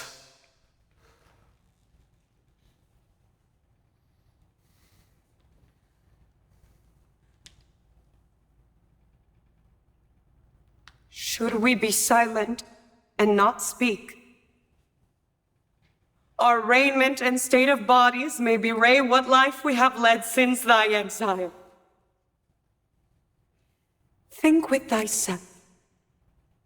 How more unfortunate than all living women are we come hither, since that thy sight, which should make our eyes flow with joy, hearts dance with comforts, constrains them weep, and shake them with fear and sorrow, making the mother, wife, and child to see the son, the husband, and the father tearing his country's bowels out.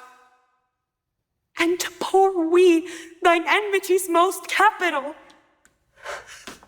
thou barst us our prayers to the gods, which is a comfort that all but we can enjoy. For how can we? Alas, how can we for our country pray?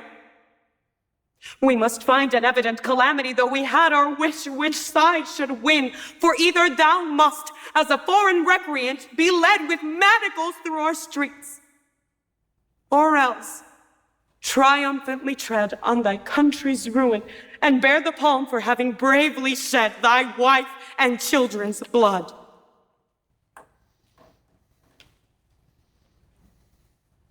For myself, son, I purpose not to wait on fortune till these wars determine.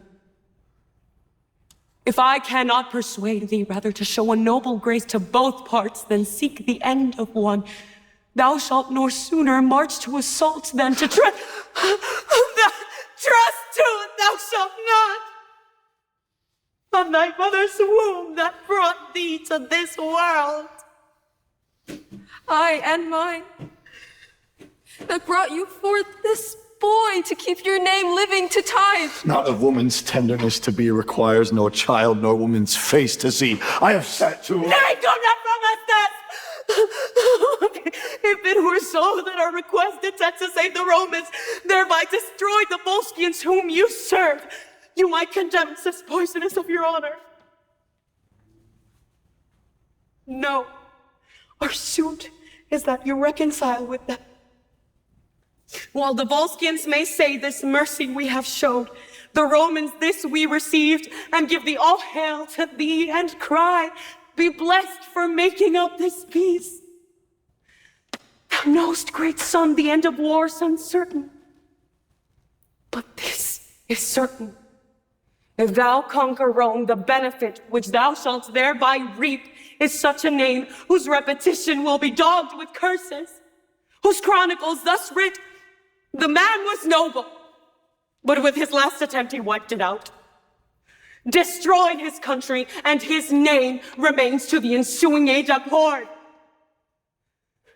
Speak to me, son! Think it's honorable for a man still to remember wrongs. Daughter, speak you! He cares not for your weeping.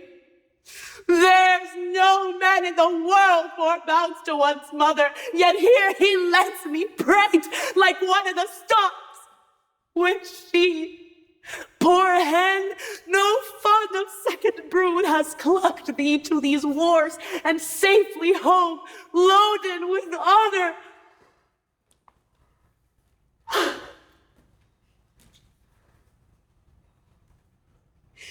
He turns away. Down, lady. Let us shame him with our knees. To his surname, Coriolanus, longs more pride than pity to our prayers. Down! And end.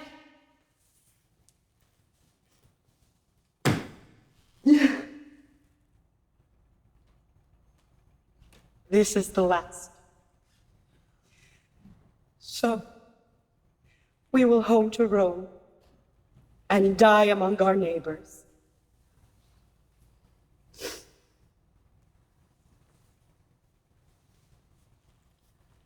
This fellow had a Volscian to his mother.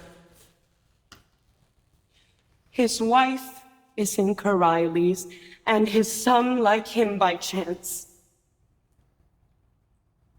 Yet give us our dispatch. I am hushed until our city be afire. And then I'll speak a little. Oh, mother. Mother. What have you done? Behold, the heavens do ope, the gods look down, and this unnatural scene they laugh at. Oh, my mother. Mother. You have won a happy victory for Rome today. But for your son, believe it, oh, believe it, you have most dangerously with him prevailed, if not most mortal to him. But let it come. Aufidius, though I cannot make true wars, I'll frame convenient peace. Good Sir Aufidius, were you in my stead, would you have granted a mother less, or heard less, Aufidius? I was moved withal. I dare be sworn you were. And sir, it is no little thing to make mine eyes to sweat compassion. But for what peace you'll make, advise me. I'll not to Rome. I'll back with you, and pray you to advise me in the cause. Oh, mother, wife.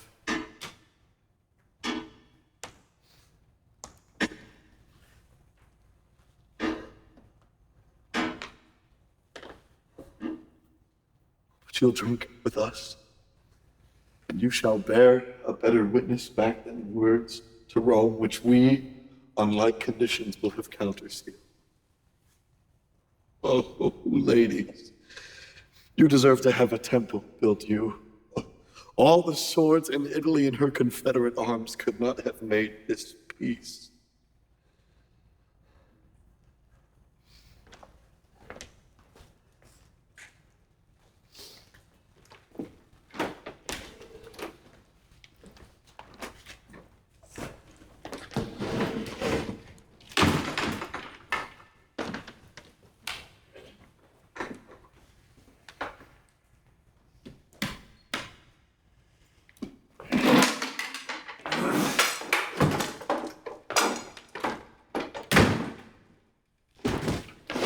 Behold, our patroness, the life of Rome. Call all your tribes together. Praise the gods and make triumphant fires. Strew flowers before them. Unshout the noise that banished Martius. Repeal him with the welcome of his mother. Cry, welcome, ladies, welcome! Welcome, ladies, welcome! Welcome, ladies, welcome! Welcome, ladies! But I don't think they ever really knew what was going on, you know? Or that he was in a war and stuff like that, or shooting at people, I don't know. Or we never thought of that, you know, then. Except that picture they showed of Vietnam a long time ago. It was in a magazine of a kid running away naked because Agent Orange just hit his village. Oh, it was so sad.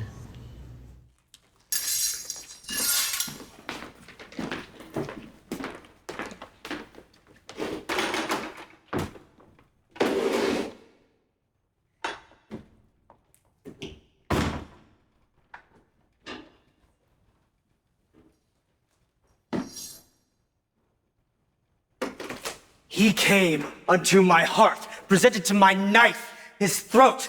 I took him, made him joint servant with me, gave him way in all his own desires, nay, let him choose out of my files his projects to accomplish. My best and freshest men served his assignments, in mine own person hoped to reap the fame which he did end all his, and took some pride to do myself this wrong. Till at the last, I seemed his follower, not partner, and he waged me with a countenance as if I had been mercenary. There was it that my sinews shall be stretched upon him at a drop of women's rheum, which are as cheap as lies. He sold the blood and labor of our great action. Therefore shall he die, and I'll renew myself at his fall. But hark! Your native town you entered like a post and had no welcomes home. But he returns, splitting the air with noise. Say no more! He approaches. You shall hear him. Hail, lords. I am returned your soldier, no more infected with my country's love than when I parted hence, but still subsisting under your great command. You are to know that prosperously I have led your wars, even with bloody passage, against the gates of Rome. The spoils we have brought home doth more than counterpoise a full third part the charges of the action. We here deliver, subscribed by the consuls and patricians, together with the seal of the Senate, what we have compounded on.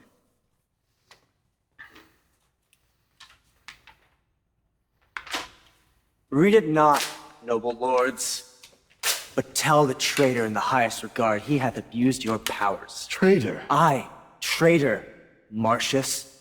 Martius? I, Martius. Caius Martius.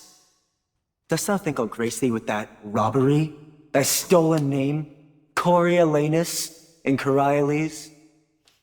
You lords and heads of the state, perfidiously he hath given up for certain drops of salt your city, Rome, I say, your city, to his wife and mother, breaking his oath and resolution like a twist of rotten silk. Never had been in council of the war, but at his nurse's tears, he whined and roared away your victory, that pages blushed and men of heart gazed wondering at him. Hearest thou, Mars? Name not the god, thou boy of tears. Huh? No more. Measureless liar.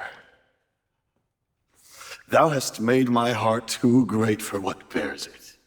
Boy? Oh, slave. Forgive me, lords. 'Tis the first time that ever I was forced to scold.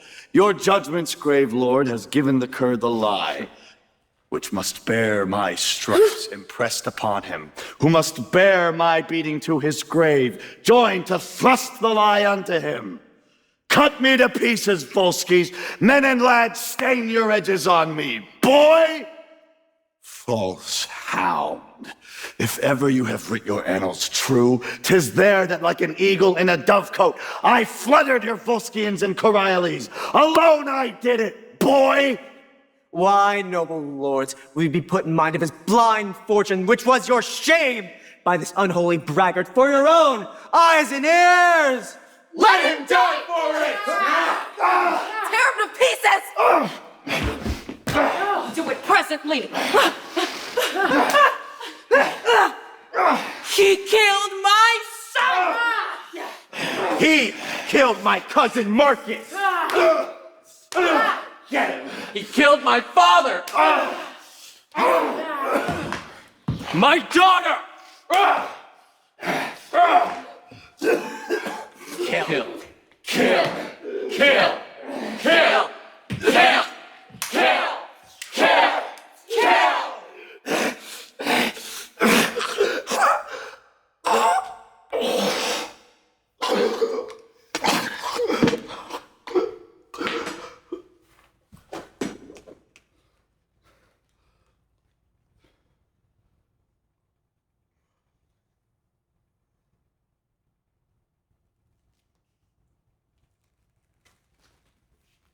If every day, morning and afternoon, you're marching in this meditative manner, and yet you're talking about, murder, talking about, killing, being killed for your country, all of these sort of bleak things, you can disconnect from it.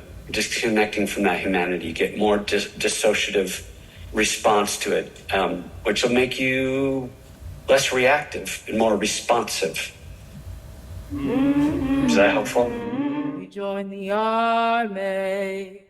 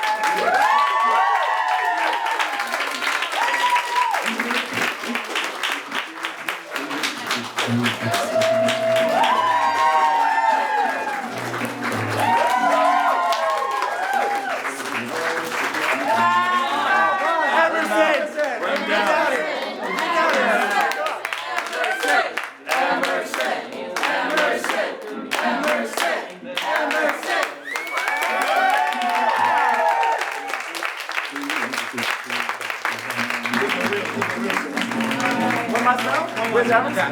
Yes. Lead us off.